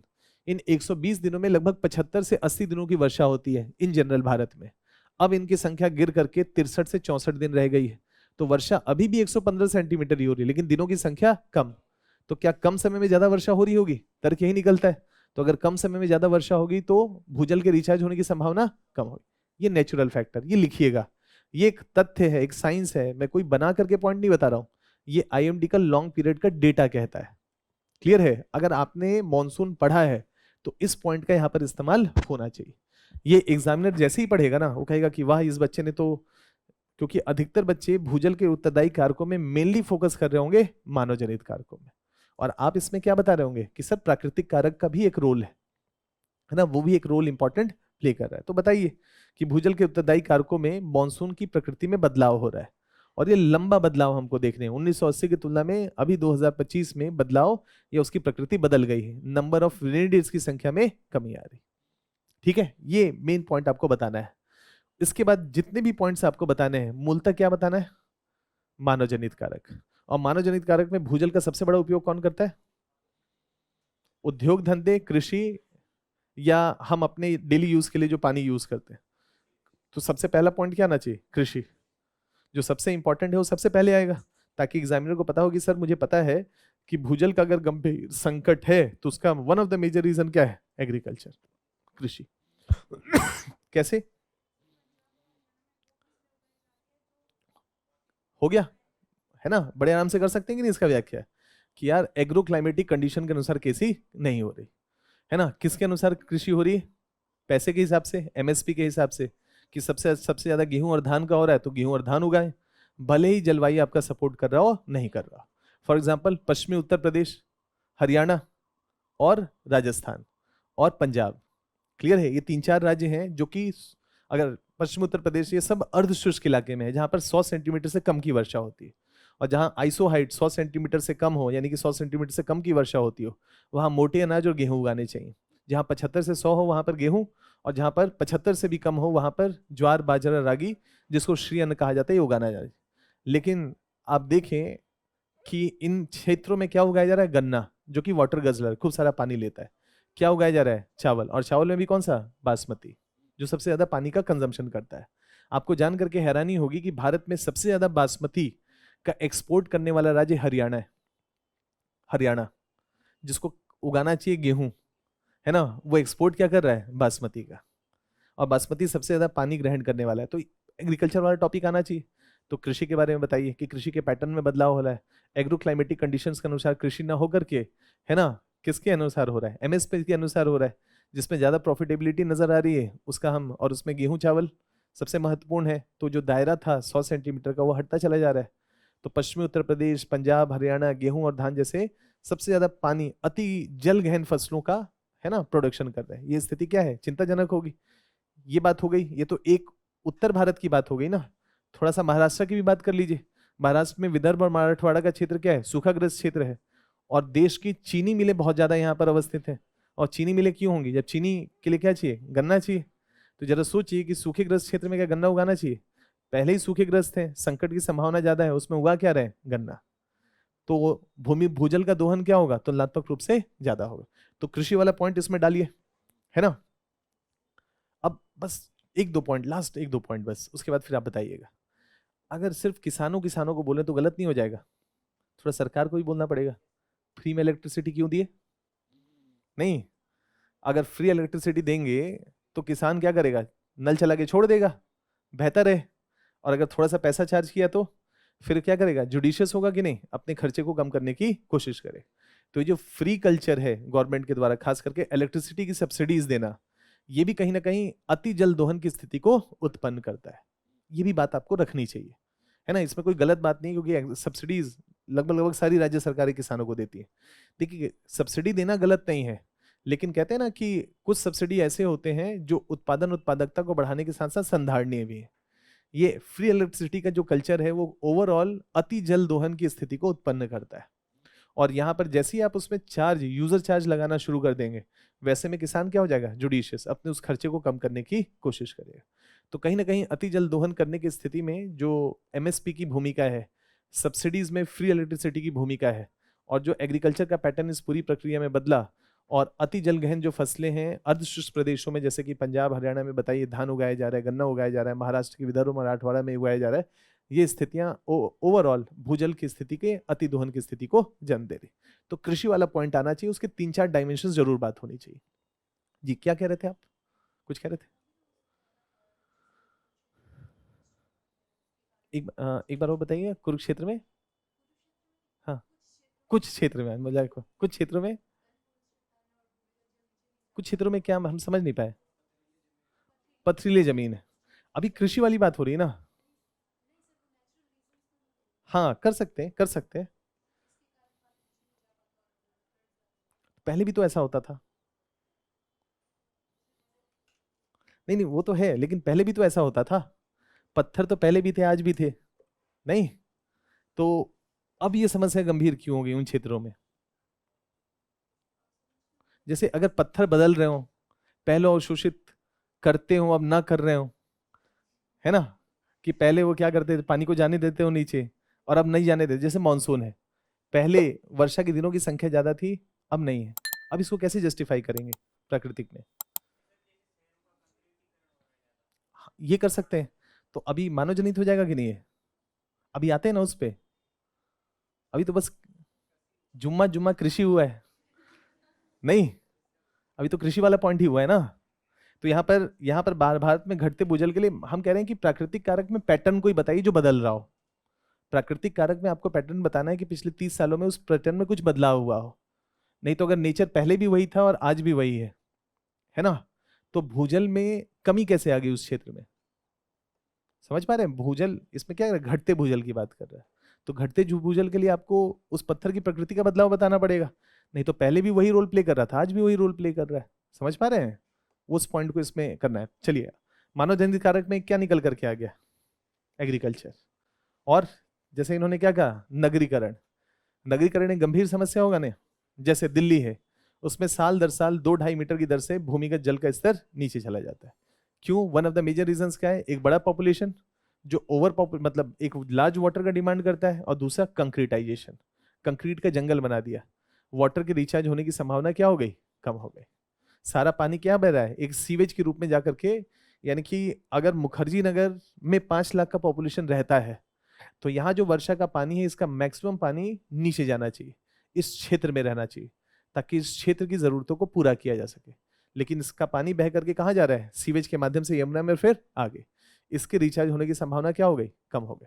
तो अर्बनाइजेशन में नगरीकरण की प्रक्रिया के बारे में बताइए। जैसे कंक्रीट का जंगल है, ओवरऑल वाटर के रिचार्ज होने की संभावना क्या होगी, तुलनात्मक रूप से कम हो जाएगी। अब इसी के साथ वनीकरण वाला पॉइंट भी आएगा कि नहीं। क्या निर्वनीकरण के कारण, डिफॉरेस्टेशन के कारण क्या भूजल के स्तर में कमी आएगी या नहीं आएगी? तो एक ये भी पॉइंट आना चाहिए कि नहीं, कि ऐसी स्थिति में मानव जनित फैक्टर्स में कि हम लार्ज स्केल पे डिफॉरेस्टेशन कर रहे हैं और भारत में कुल घने जंगलों का प्रतिशत लगातार हर जो 2-3 साल में आता है, जिसको हम SFR का रिपोर्ट कहते हैं, घने जंगलों या डेंस फॉरेस्ट का जो कुल प्रतिशत है वो कम कम और कम होता चला जा रहा है, और भारत में कुल जंगलों का केवल 2.4% ही डेंस फॉरेस्ट बचा हुआ है।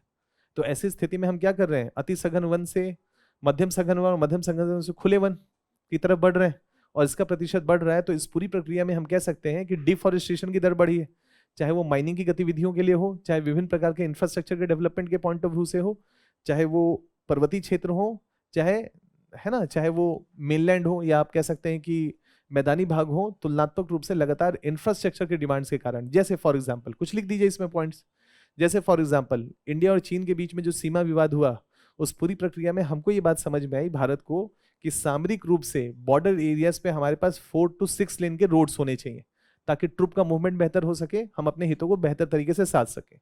तो गवर्नमेंट ऑफ इंडिया ने BRO के तहत, बॉर्डर रोड ऑर्गेनाइजेशन के तहत, बॉर्डर से 100 किलोमीटर के दायरे में, है ना, 6 लेन के प्रोजेक्ट को प्रपोज किया, और इसके लिए आपको कोई भी फॉरेस्ट क्लियरेंस लेने की जरूरत नहीं। तो ऐसे में क्या होगा, पर्वतीय क्षेत्रों में खास करके बॉर्डर स्टेट्स में डिफॉरेस्टेशन की दर बढ़ेगी। तो पर्वतीय क्षेत्रों में ऐसे भी सूखे के मौसम में वाटर क्राइसिस एक बड़ा समस्या होता है। ऐसी नीतियों से ओवरऑल भूजल के नीचे जाने की संभावना क्या होगी, और भी बढ़ेगी। ये बताइए, इसके साथ ही साथ प्लेन एरियाज में आइए, क्या लगातार नगरीकरण का विस्तार हो रहा है, क्या इंफ्रास्ट्रक्चर के डिमांड्स बढ़ रहे हैं, औद्योगिकरण हो रहा है, तो इस पूरी प्रक्रिया में डिफॉरेस्टेशन की दर बढ़ी, और बढ़ेगी तो ओवरऑल क्या होगा, जो पेड़ पानी को साधते हैं, फ्लो को स्लो करते हैं, और इस पूरी प्रक्रिया में मृदा को समय देते हैं भूजल बनने की, इस पूरी प्रक्रिया को हमने क्या किया, डिस्ट्रॉय कर दिया। तो भूजल बनने की संभावना क्या होगी, तुलनात्मक रूप से कम हो जाएगी।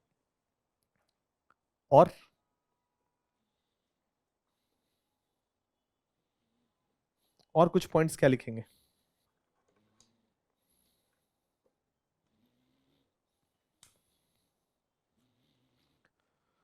बताइए। 10-15 मिनट है, 20 मिनट, कुछ और पॉइंट सोचिए क्या और लिखा जा सकता है। उद्योग धंध वाला ये अर्बनाइजेशन के साथ था, आ गया। और कुछ पॉइंट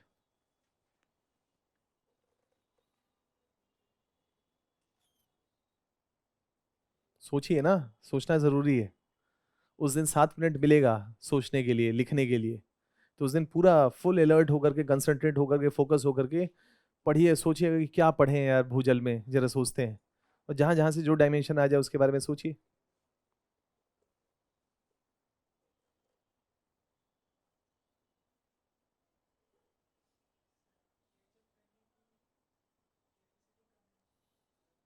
चलिए हम एक पॉइंट सोचने के लिए देते हैं, मानव जनित फैक्टर्स में, ठीक है। क्या लगता है, डैम के बनने से ओवरऑल भूजल के रिचार्ज होने की संभावना बढ़ गई है, कम हो गई? क्या लगता है, नदी में जो सीजनल फ्लो है, क्या पानी का उसमें फ्लक्चुएशन ज्यादा हुआ है या कम हुआ है? ज्यादा हुआ है। बारिश के दिन में नदी में पानी रहेगा, और बाकी दिनों में डैम्स बनाने के कारण क्या होगा, है ना, पानी के जो फ्लो है, खास करके जो नदी का जो क्षेत्र है, नदी का जो तंत्र है, उसमें कुल पानी की मात्रा में कमी आएगी। तो क्या ये नदी के का जो आप कह सकते हैं कि नदी के आसपास का जो क्षेत्र है, वो भूजल के रिचार्ज में एक इंपॉर्टेंट रोल प्ले करता है कि नहीं? जैसे यमुना रिवर है, यमुना रिवर इस पूरे दिल्ली के वाटर रिचार्ज में एक महत्वपूर्ण भूमिका निभाती है। लेकिन अगर इसमें सीजनल फ्लक्चुएशन ज्यादा हो, यानी कि बारिश के दिनों में तो इसमें पानी रहे, लेकिन ग्रीष्म ऋतु में तुलनात्मक रूप से, या गैर मानसून के सीजन में, या ऑफ सीजन में इसमें पानी की मात्रा कम हो, तो इसके रिचार्ज करने की क्षमता कम हो जाएगी। तो भारत विश्व का तीसरा सबसे बड़ा देश है जिसने बिग डैम्स बनाए हैं। फर्स्ट पे है US, चाइना, और थर्ड पे है इंडिया। तो अगर हमने बड़े डैम का मतलब जिसकी ऊंचाई 15 मीटर से ज्यादा है, तो हम बिग डैम के कंट्रीज हैं। तो बड़े डैम के कारण हमने क्या किया, अपने नदी तंत्र में हस्तक्षेप किया है कि नहीं? नदी का जो इकोसिस्टम है उसमें से बहुत सारी नदियों को लगभग हमने मृत कर दिया है। जैसे अलकनंदा और भागीरथ रिवर है, भागीरथ रिवर टिहरी डैम के बाद न के बराबर पानी है उसमें, और सीजनल फ्लक्चुएशन बहुत ज्यादा है, तो वाटर रिचार्ज की पॉसिबिलिटी तुलनात्मक रूप से कम हो जाएगी। तो ये ऐसे पॉइंट्स भी आने चाहिए कि नहीं आने चाहिए, समझ पा रहे हैं? तो ऐसे पॉइंट्स को आप बताइए कि ऐसी स्थितियां परिस्थितियां हैं कि वाटर रिचार्ज के संदर्भ में तटीय क्षेत्रों में अभी क्या प्रॉब्लम कर रहे थे, भूजल का स्तर नीचे जा रहा है, क्यों जा रहा है? आर्द्र भूमियों को डिस्ट्रॉय कर दिए, तो पीछे वाला पॉइंट अभी पढ़े थे, इसको यूज नहीं करेंगे क्या? लवणता क्यों बढ़ी थी? क्योंकि आर्द्र भूमि को डिस्ट्रॉय कर दिए थे, मैनग्रोव को डिस्ट्रॉय कर दिए थे, है ना? तो इस पूरी प्रक्रिया में जो जो जल के सीपेज होने की मतलब भूजल बनने की जो संभावनाएं थी वो कम हो गई थी कि नहीं? तो क्या ये सब पॉइंट्स भी नहीं आने चाहिए इसमें? तो ऐसे पॉइंट्स भी इसमें ऐड करिए। कितने सारे पॉइंट्स है सोचने के लिए। अभी पीछे वाला पॉइंट ही घुमा करके यूज कर सकते हैं, यहाँ पर नहीं कर सकते। तो वैसे पॉइंट्स को यूज करना सीखिए कि उसको करिए कि ये सारी स्थितियां क्या है, भूजल है ना, कि को क्षीण करने में एक इंपॉर्टेंट रोल प्ले कर रहे हैं, है ना? बात हो सकती है, काफी है इसमें। इसके साथ ही साथ ये बताइए, भूजल के रिचार्ज का मतलब है मीठा पानी या प्रदूषित पानी? तो अगर प्रदूषित पानी ऐड हो जाए तो भूजल की क्वालिटी, तो क्या पॉल्यूशन वाला पॉइंट आना चाहिए या नहीं आना चाहिए? आना चाहिए नहीं? तो कितना सोचने के लिए समय दिया आपको, है ना? अभी कह रहे हैं आना चाहिए आना चाहिए, तो लिखिए उस दिन। यानी कि देखिए उस दिन ना होगा ये कि जो भी पढ़े हैं ये मत सोचिएगा कि यार ज्योग्राफी पढ़े, इन्वायरमेंट पढ़े। उस दिन सब खिचड़ी बन जाना चाहिए, पेपर 1 2 3 4, जहां से जो पॉइंट निकल करके आए वहां पर ऐड करिए। क्लियर है? और ये तब होगा जब कम से कम 4 से 5 रिविजन्स होंगे। तो जहां जहां से अलग अलग पॉइंट्स निकल सके उन सबको तर्कसंगत रूप से उसे ऐड करना सीखिए। तो पहला तो कंपार्टमेंट में मत पढ़िए कोई चीज, ये सोचिए कि भूगोल को जब मौका मिलेगा, जहां मौका मिलेगा वहां यूज करूंगा, अलग अलग जगहों पे। इथिक्स में जरूरत पड़ेगा, इथिक्स में यूज करूंगा। अगर मुझे पर्यावरण को आपदा प्रबंधन के साथ या राजनीति के साथ, मतलब पॉलिटी वाले विषय के साथ या आईआर के साथ या सोशल इश्यूज के साथ जोड़ने का मौका मिलेगा तो वहां भी जोड़ूंगा। जैसे जल का संकट क्या महिला सशक्तिकरण के लिए चुनौती हो सकता है? तो महिला सशक्तिकरण के लिए चुनौतियां क्या है? जल का संकट भी हो सकता है, भूजल का नीचे जाना भी हो सकता है कि नहीं? तो उस दिन पूछेगा कि महिला सशक्तिकरण या जो है महिलाओं की स्थिति में या उनके सशक्तिकरण लेगा कि बहुत सारी बाधाएं हैं, चुनौतियां हैं, चर्चा करें। तो भूजल वाला पॉइंट भी ऐड करिएगा उसमें। नहीं तो भूजल के बारे में सोच रहे हैं कि जब भूजल का सवाल आएगा तब भूजल लिखूंगा, है ना? तब महिला सशक्तिकरण में डायमेंशन कभी सोच ही नहीं पाएंगे और कोई किताब सिखाएगा नहीं है, ये आपको खुद सीखना पड़ेगा। क्लियर है? तो उस तरीके से सोचिएगा। ये ऐसे कुछ पॉइंट्स है जिसके बारे में बात करना है। अगला सवाल का हिस्सा है कि भूजल में ऐसी क्षमता को कम करने के लिए सरकार ने क्या कदम उठाए? सरकार ने कुछ कदम उठाए हैं या नहीं? जैसे अब कुछ स्कीम्स ही बता दीजिए, इसमें तो कोई नई बात करनी नहीं है, इसमें ना कोई कॉम्प्लेक्स तरीके से सोचना है, बस सरकार के 4 5 स्कीम मालूम होनी चाहिए और इसका आंसर लिखा जा सकता है कि नहीं? जैसे जल शक्ति अभियान का नाम सुने? क्या है जल शक्ति अभियान? क्या है? बस नाम ही सुने? जल शक्ति अभियान, rain water harvesting. Mission Kakatiya का नाम सुने? तेलंगाना की सरकार के द्वारा। क्या? जो ककातिया राजवंश के समय तालाब वालाब थे कि पानी इकट्ठा होता तो पानी सतह पे ही रहता था और रिचार्ज होने की संभावनाओं को भी। तो क्या मिशन काकातिया भी लिख सकते हैं? क्या अटल भूजल योजना सुने? है ना? तो बहुत सारी स्कीम्स है कि नहीं? तो इसमें से क्या बात कर सकते हैं? बहुत सारी चीजों के बारे में बात कर सकते हैं। मिशन काकातिया के बारे में बात कर सकते हैं, जल शक्ति अभियान के बारे में बात कर सकते हैं, और क्या बताया अभी, जल शक्ति अभियान के बारे में बात कर सकते हैं, अटल भूजल योजना के बारे में बात कर सकते हैं, कुछ और अमृत मिशन के बारे में बात कर सकते हैं। और स्कीम वाला तो है, पूछेंगे अब आपसे, ये तो बताना चाहिए आपको। और कुछ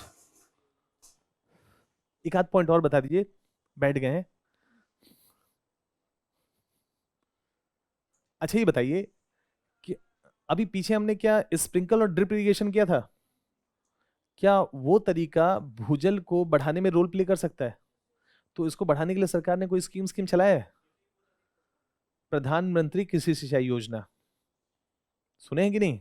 उसका एक कंपोनेंट घटक क्या है? उसका एक घटक क्या है? ड्रिप इरिगेशन और स्प्रिंकल इरिगेशन। बात होनी चाहिए कि नहीं? तो बहुत सारी स्कीम्स जो इधर उधर बिखरे पड़े हैं ना, उनके बारे में थोड़ा सोचिए। क्लास में चर्चा भी की थी एक साथ, बहुत सारे स्कीम्स है ना, उसको यहाँ पर आकर के लिख दीजिए। कुछ केंद्र सरकार के स्कीम्स, कुछ राज्य सरकारों के स्कीम्स। क्लियर है? और उसके माध्यम से बताइए कि भूजल को रिचार्ज करने में एक रोल प्ले कर सकते। ये वाला हिस्सा तुलनात्मक रूप से आसान है, इसमें कुछ नहीं करना है, 4 5 स्कीम्स मालूम होनी चाहिए और फिर उसके बारे में थोड़ा लिख दीजिए, टॉपिक कंप्लीट हो जाएगा। बढ़े आगे। सवाल बस इतना ही पूछा था। चलिए ये 1 2 सवाल और है। कितने सवाल है? 2 सवाल है। ये वाला लास्ट में करते हैं, ये देखते हैं। पहले ये था, उसके बाद वो है। ये 17वें नंबर का सवाल है, वो 18वें नंबर का सवाल है, पेरिस समझौता वाला। तो ये 250 शब्दों में इसका आंसर करना है। सवाल है, खनिज संसाधन देश की अर्थव्यवस्था के लिए आधारभूत है। सहमत है? खनिज संसाधन देश की अर्थव्यवस्था के लिए आधारभूत है। सहमत है? तथा इनका खनन द्वारा शोषण होता है। मतलब आधारभूत भी है और शोषण भी कर रहे हैं। ठीक है, सहमत है या नहीं है? तो पहले लाइन में इसके बारे में, दोनों के बारे में लिखेंगे कि हाँ सर सहमत है, और लिखेंगे तो कॉमा कॉमा लगा करके 2-4 बातें अर्थव्यवस्था के लिए आधारभूत है, और दूसरा एट द सेम टाइम ये शोषण कर रहे हैं या प्रकृति पे, नेचर पे इसका एक नेगेटिव इंपैक्ट भी है।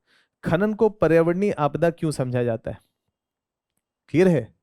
खनन को पर्यावरणीय आपदा क्यों समझा जाता है, बताना पड़ेगा कि क्यों, है ना, इसको समझा जाता है। खनन द्वारा पैदा होने वाली पर्यावरणीय आपदा को कम करने हेतु आवश्यक उपचारात्मक उपायों की व्याख्या करें। तो सवाल का मुख्य हिस्सा देखा जाए तो है कि खनन को पर्यावरणीय आपदा क्यों समझा जाता है, और दूसरा हिस्सा क्या है कि इसको कम करने हेतु उपचारात्मक उपाय क्या हो सकते हैं। और पहला जो शुरू का स्टेटमेंट है उसके साथ तो हम सहमत ही होंगे कि खनिज संसाधन देश की अर्थव्यवस्था के लिए आधारभूत भी हैं और इनका खनन के द्वारा शोषण भी होता है। क्लियर है? सहमत है दोनों ही पॉइंट से? तो दोनों ही पॉइंट से सहमत हैं तो एग्री करेंगे कि हाँ ये तो एक स्टेटमेंट है ना, ये एक फ्रेम है, ये पूछा तो नहीं है, बस कहा है कि हाँ ऐसा होता है, तो हम सहमत हैं। यहीं से हम अपनी शुरुआत करेंगे कि हाँ खनिज संसाधन अर्थव्यवस्था के लिए आधारभूत भी हैं, है ना, आधारभूत हैं क्योंकि ये मुख्य रूप से ये भूमिका निभाते हैं। क्या भूमिका निभाते हैं आधारभूत के पॉइंट ऑफ व्यू से? UPSC mains demands more than just knowledge. It requires the art of presenting that knowledge clearly, concisely, and convincingly on paper. Without the right approach, even well-prepared content can fall short. You need structured guidance to overcome bottlenecks and translate your preparation into well-structured, impactful answers. Vision IS present a specially curated offline and online masterclasses for answer writing in Delhi. It offers 5 focus sessions to build strong answer writing fundamentals, craft impactful introductions and conclusions, use examples, data and illustrations effectively, practice through live demonstrations, receive personalized feedback on evaluated assignments, learn proven strategies from UPSC toppers. Attend the free orientation on 18th August, with the classes starting from 19th August at 5 p.m.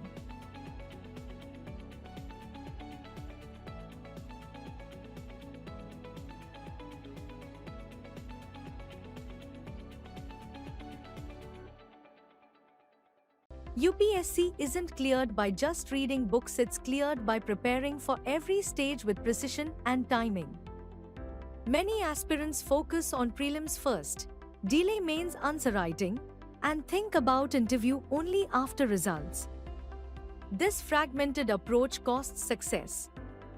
Lakshya Integrated Mentoring Program 2026, starting 14th August 2025, eliminates these gaps with a single, end-to-end preparation system for prelims, mains, and interview. Lakshya ensures structured coverage of GS, CSAT, essay, and ethics, integrated answer writing practice and prelims testing, dedicated mentors for strategy, evaluation, and progress tracking, toppers and expert sessions to refine approach and execution, focused interview guidance and mock sessions to build personality and confidence for the final stage. Prepare the way toppers do. Integrated, strategic, and result-oriented with Lakshya 2026. Because UPSC success is never an accident. It's a well-executed plan.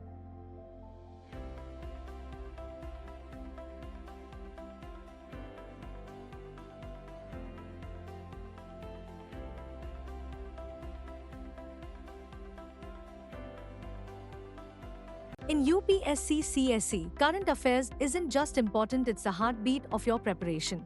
But with news pouring in from every direction, multiple sources, and endless formats, it's easy to feel lost. The real challenge? Knowing what to study and what to skip. That's exactly why Vision IS brings you the monthly Current Affairs Revision Program 2026, starting 23rd August, 2 p.m. Across 60 comprehensive classes, available both offline and online, we decode the most relevant national and international news for you, drawing from trusted sources like The Hindu, Indian Express, Economic Times, PIB, Yojana, and more. With expert guidance, personalized mentoring, and rigorous MCQ plus mains-oriented assessments, you'll build a rock-solid grasp over current affairs, streamlining your preparation for prelims, mains, and the interview stage.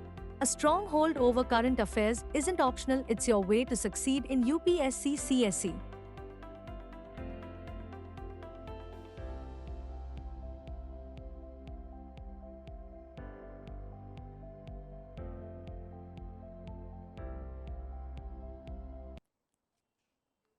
देश के उद्योग धंधों में कुछ core industries होते हैं, उसमें से आयरन स्टील इंडस्ट्री है। आयरन स्टील इंडस्ट्री को क्या चाहिए? लौह अयस्क। और लौह अयस्क कहां से आएगा? खनिज से। क्या देश को उद्योग धंधों को चलाने के लिए, शहरों को चलाने के लिए, कोई भी प्रोडक्शन करने के लिए क्या हमको ऊर्जा चाहिए? और उसके लिए आधारभूत एक खनिज संसाधन क्या है? कोयला है कि नहीं? तो कोयला भारत के 46% आज भी ऊर्जा की जरूरतों को पूरा कर रहा है। तो देश की अर्थव्यवस्था का आधार है कि नहीं है? तो यहाँ पर कुछ कोयला, लोहा, ऐसे कुछ रिसोर्सेज का यूज करके, पेट्रोलियम कि अगर ये ना हो तो देश को आयातित ऊर्जा पे निर्भर करने रहना पड़ेगा। और रशिया से तेल मंगा लें तो ट्रंप और बुरा मान जाएंगे, 50 की जगह 75% लगा देंगे। नहीं, तो ऑयल रिसोर्सेज देश की ऊर्जा सुरक्षा को सुनिश्चित कर रहे हैं कि नहीं? देश की अर्थव्यवस्था को आधार प्रदान करते हैं। अगर ऊर्जा सुरक्षा न हो तो इन्फ्लेशनरी टेंडेंसी होगा, मुद्रास्फीति बढ़ने की संभावनाएं ज्यादा होंगी।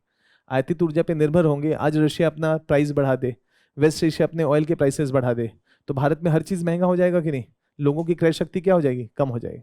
तो ये सब क्या है? ये जो संसाधन है, चाहे वो ऊर्जा के संसाधन हो जैसे कि पेट्रोलियम और नेचुरल गैस हो, चाहे वो कोयला हो, चाहे वो लोहा हो, देश के लिए एक आधारभूत संरचना का काम करता है। कैसे काम करता है? तो देश की अर्थव्यवस्था को आगे बढ़ाता है, रोजगार का सृजन करता है, जीडीपी के विकास में एक रोल प्ले करता है। ये 3-4 बातों के साथ व्याख्या नहीं करना है, बस कॉमा कॉमा लगा करके बताना है कि सर ये है। लेकिन साथ ही खनन द्वारा शोषण भी होता है। कैसा शोषण? इसके पर्यावरणीय नकारात्मक प्रभाव भी है, जैसे डिफॉरेस्टेशन है ना, land degradation, pollution, air pollution, water pollution, land pollution, ये सब होता है इससे। और क्या इसके सामाजिक प्रभाव भी है? विस्थापन, डिस्प्लेसमेंट। अब आपको समझाना नहीं है, बस आपको ऐसे शब्द का इस्तेमाल करके कहना है कि सर सहमत हूं। और सहमत हूं तो ये दोनों आयाम में ये हमको नजर आता है जो कि इसके नकारात्मक पक्ष है। और इसके साथ पूर्ण विराम लगा दीजिए। तो कुल मिलाकर के हमने जस्टिस कर दिया ना कि हाँ सर मैं सहमत हूं और मुझे लगता है कि ये सारे बिंदु हैं जिसके कारण ये आधारभूत है अर्थव्यवस्था के लिए, और ये निम्न पक्ष है जिसके कारण क्या है, जिसके कारण एक तरीके से शोषण की स्थिति भी क्रिएट करता है, चाहे वो पर्यावरणीय हो, चाहे वो सामाजिक सरोकार से रिलेटेड विषय हो, खास करके विस्थापन से रिलेटेड विषय हो गया इतना काफी। और अब सवाल की शुरुआत करेंगे कि खनन के द्वारा जो मुख्यतः कौन सी समस्या पूछ रहा है, सामाजिक, आर्थिक या पर्यावरणीय समस्या? तो हमारे अधिकतर जो तर्क होने चाहिए वो किसके इर्द गिर्द होने चाहिए? पर्यावरण के। ये नहीं कि सामाजिक आर्थिक भी लिखे जा रहे हैं, क्योंकि क्वेश्चन क्लियरली कह रहा है कैसी आपदाएं, पर्यावरणीय आपदा क्यों समझा जाता है। तो क्या माइनिंग करेंगे तो डिफॉरेस्टेशन होगा? तो डिफॉरेस्टेशन हुआ। इसके साथ साथ हैबिटेट डिस्ट्रक्शन भी होगा। हैबिटेट डिस्ट्रक्शन का मतलब क्या हो गया कि जो पर्यावास है, इकोसिस्टम है, क्या उसके साथ वो भी डिस्ट्रॉय होगा? तो न केवल वनस्पति बल्कि इसके साथ साथ फ्लोरा मतलब वनस्पति, इसके साथ साथ फौना, है ना, यानी कि हैबिटेट का डिस्ट्रक्शन भी होता है। और लार्ज स्केल में ऐसे होने की संभावना क्या होगी? तुलनात्मक रूप से ज्यादा होगी। जैसे जैसे जैसे महाराष्ट्र में हाल ही में चंद्रचूड़ नाम का एक जगह है ना, उस जगह में टाइगर कॉरिडोर है, और उस टाइगर कॉरिडोर में हाल ही में गवर्नमेंट ऑफ इंडिया ने मध्य प्रदेश की सरकार ने माइनिंग का अधिकार दिया है। तो क्या ऐसी स्थिति में फ्लोरा और फाउना को डैमेज होगा या नहीं होगा? ये स्थिति। तो एग्जामिनर को बताइए क्या पूछा है? पर्यावरणीय आपदा पूछा है ना, तो हमको फ्लोरा और फौना से रिलेटेड पक्षों के बारे में बात करना है। और क्या होगा पर्यावरणीय आपदा में? ऐसे पहले सोच लीजिए, एक तो क्या वनस्पति होना चाहिए, क्या जीव जंतु होने चाहिए, क्या मृदा होना चाहिए, क्या जल होना चाहिए? ये सब क्या है? पर्यावरणीय पक्ष होंगे ना, होने चाहिए कि नहीं? ये सब टॉपिक पूछ रहा है क्या खनन से पर्यावरणीय आपदाएं क्या है। तो मुझे बताइए, डिफॉरेस्टेशन का पॉइंट तो लिख देंगे, है ना। उसके साथ साथ ही जो भी फौना का हास हो रहा है वो भी लिख देंगे, जैसे टाइगर कॉरिडोर वाला एग्जांपल मैंने बताया, चंद्रचूड़ डिस्ट्रिक्ट वाला, है ना। इसके साथ ही साथ हम और क्या बात कर सकते हैं, क्या जहां जहां पर भी माइनिंग होगा वहां मृदा के अपरदन की दर कम होगी या बढ़ जाएगी? बढ़ेगी ना।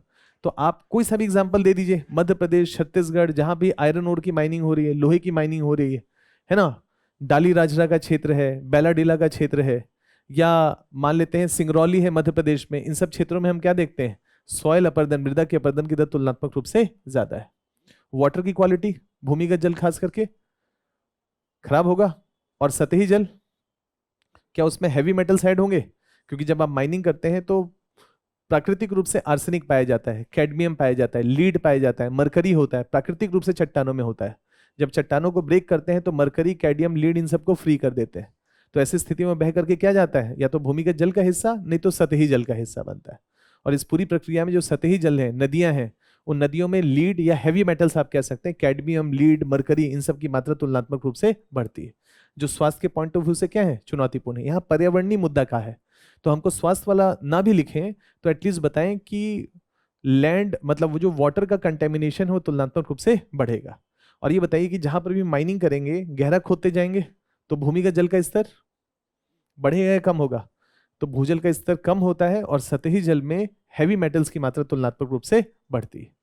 कह सकते हैं ये हो सकता है जल वाला। क्या प्रदूषण वाला पॉइंट आएगा?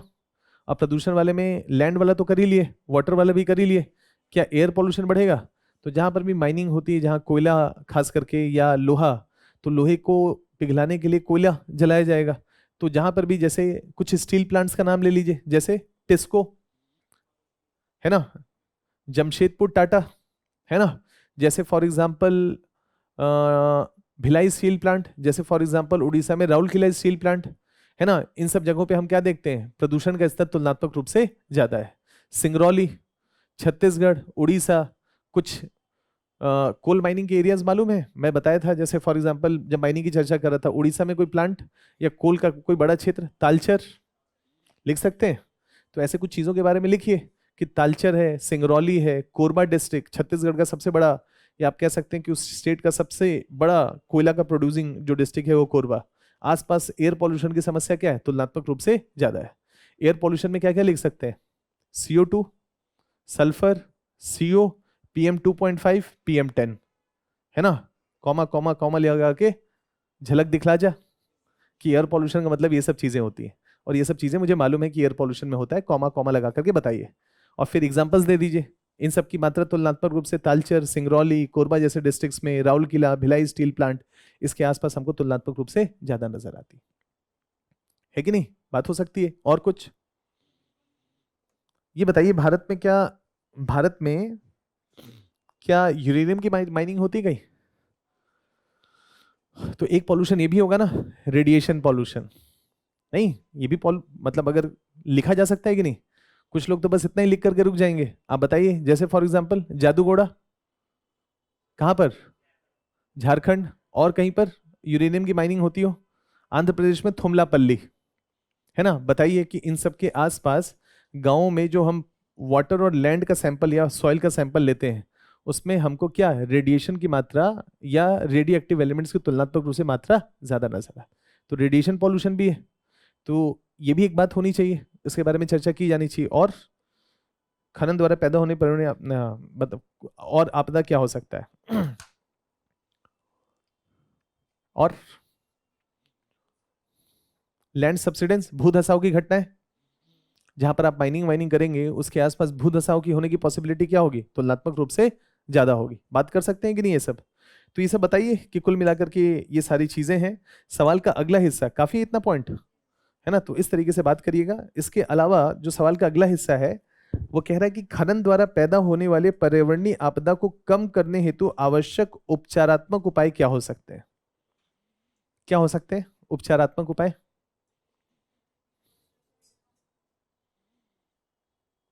खनन ही ना करें, सबसे अच्छा उपाय तो यही है। नहीं, सबसे बेस्ट तो यही है, ना करे, ना रहेगा बांस, ना बजेगी बांसुरी। तो पहला पॉइंट तो यहीं से करिए कि सर माइनिंग को ही रोक दीजिए। सीरियसली पॉइंट क्या लिखेंगे इसमें, रिसाइकल करिए। पॉइंट तो यही होगा ना, आप बताइए, यहां से सोचा जाना चाहिए कि नहीं? और अगर माइनिंग नहीं करना है तो रिसाइकलिंग पे फोकस करिए। एक बार लोहा निकल गया है तो बार बार रिसाइकल हो सकता है कि नहीं? कार की उम्र 15 साल है, फिर से उस कार को रिसाइकल करके लोहे को पिघलाइए और दोबारा से उसको लोहे का ढांचा क्रिएट कर दीजिए, फिर से कार नया बन जाएगा। उसके लिए माइनिंग करने की क्या जरूरत है? तो कैसी इकोनॉमी को प्रमोट करना चाहिए? Circular economy. ये समाधान होगा कि नहीं? तो सबसे अच्छा क्या है ना, चक्रीय अर्थव्यवस्था को प्रमोट किया जाए, ताकि बहुत सारे, खास करके वो संसाधन जो रिसाइकल किए जा सकते हैं, जैसे एल्युमिनियम है, जैसे कि कॉपर है, जैसे कि लोहा है, इसके लिए आपको बार बार माइनिंग की जरूरत नहीं पड़ेगी। बहुत हद तक रिसाइकल करके आप जरूरतों को पूरा कर सकते हैं। कि इस पे बात होनी चाहिए या नहीं होनी चाहिए? तो चक्रीय अर्थव्यवस्था, सर्कुलर इकोनॉमी के बारे में बात करिए। और कोयले के बारे में क्या बात करेंगे? कोल गैसिफिकेशन के बारे में बात करिए, कि कोयला निकालते नहीं, नीचे ही जलाते हैं। अपना जो भी हीट वीट का जरूरत है वही पूरा हो जाएगा और ऊपर का जंगल भी बचा रहेगा। तो क्या करें? कोल गैसिफिकेशन जैसे तकनीक को बढ़ाएं। किसमें? ऊर्जा जैसे संसाधनों में। इसके अलावा और जरा सोचिए कि खनन किस लिए कर रहे हैं? ऊर्जा के लिए।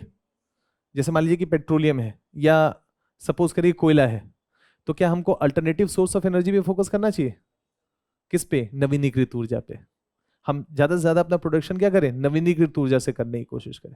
जैसे पंचामृत की स्ट्रेटजी के पॉइंट ऑफ व्यू से गवर्नमेंट ऑफ इंडिया का टारगेट क्या है? बाय 2030 50% हम non fossil fuel based energy से अपना प्रोडक्शन करेंगे। क्या ये रणनीति भी ओवरऑल, है ना, पर्यावरणीय आपदा को कम करने में एक रोल प्ले कर सकता है कि नहीं कर सकता है? तो इस पर भी बात होनी चाहिए। पंचामृत वाला शब्द बोल करके, है ना, उसके बारे में बात करिए कि अधिक से अधिक ऊर्जा किससे क्रिएट करें? रिन्यूएबल से।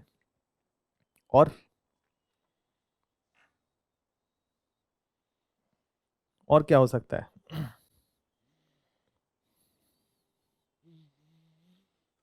जल्दी बताइए।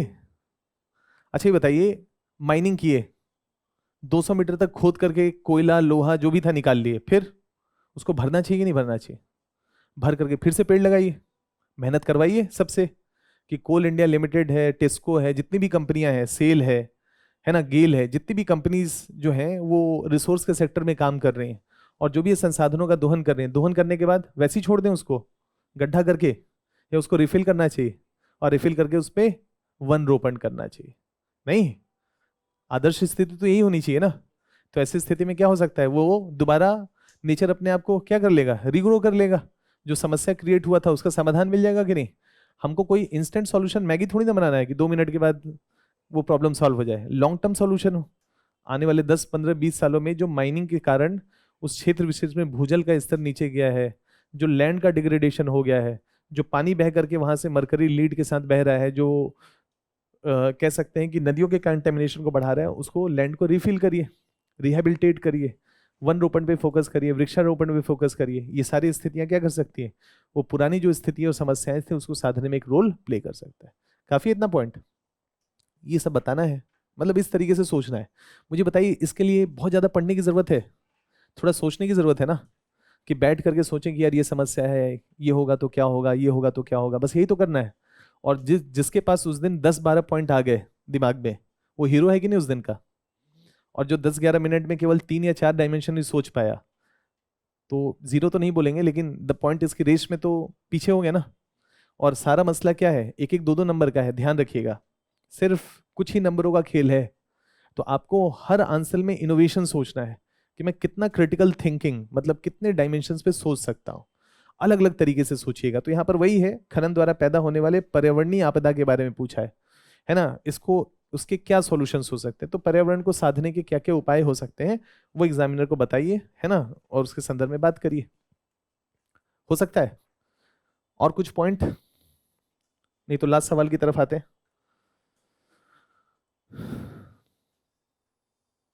कोई एक आध समाधान और दे दीजिए चलते चलते। चलते चलते मेरे गीत याद रखना। तो एक आपका कोई गीत संगीत। अच्छा ये बताइए कि ऐसे सोचिए कि जहां लोहा बनता होगा, जहां लोहा बनता होगा, है ना, लोहे को गलाया जाता होगा, फिर लोहे को शेप दिया जाता होगा, वहां पानी वानी का इस्तेमाल होता होगा। जहां सीमेंट उमेंट बनता होगा चूने को साफ करने के लिए शुरू में, है ना, क्या पानी वानी का इस्तेमाल होता होगा?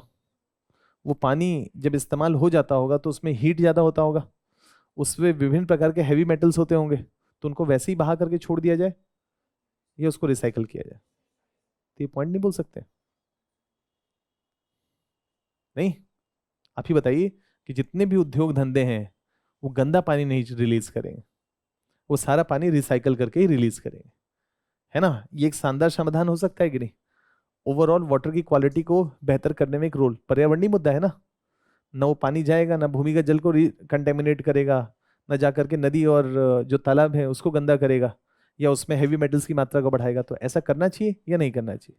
तो इस तरीके से मतलब थोड़ा सोचिएगा, बहुत सारे सॉल्यूशंस हैं जिस पे काम किया जा सकता है। चलिए लास्ट सवाल पे चले।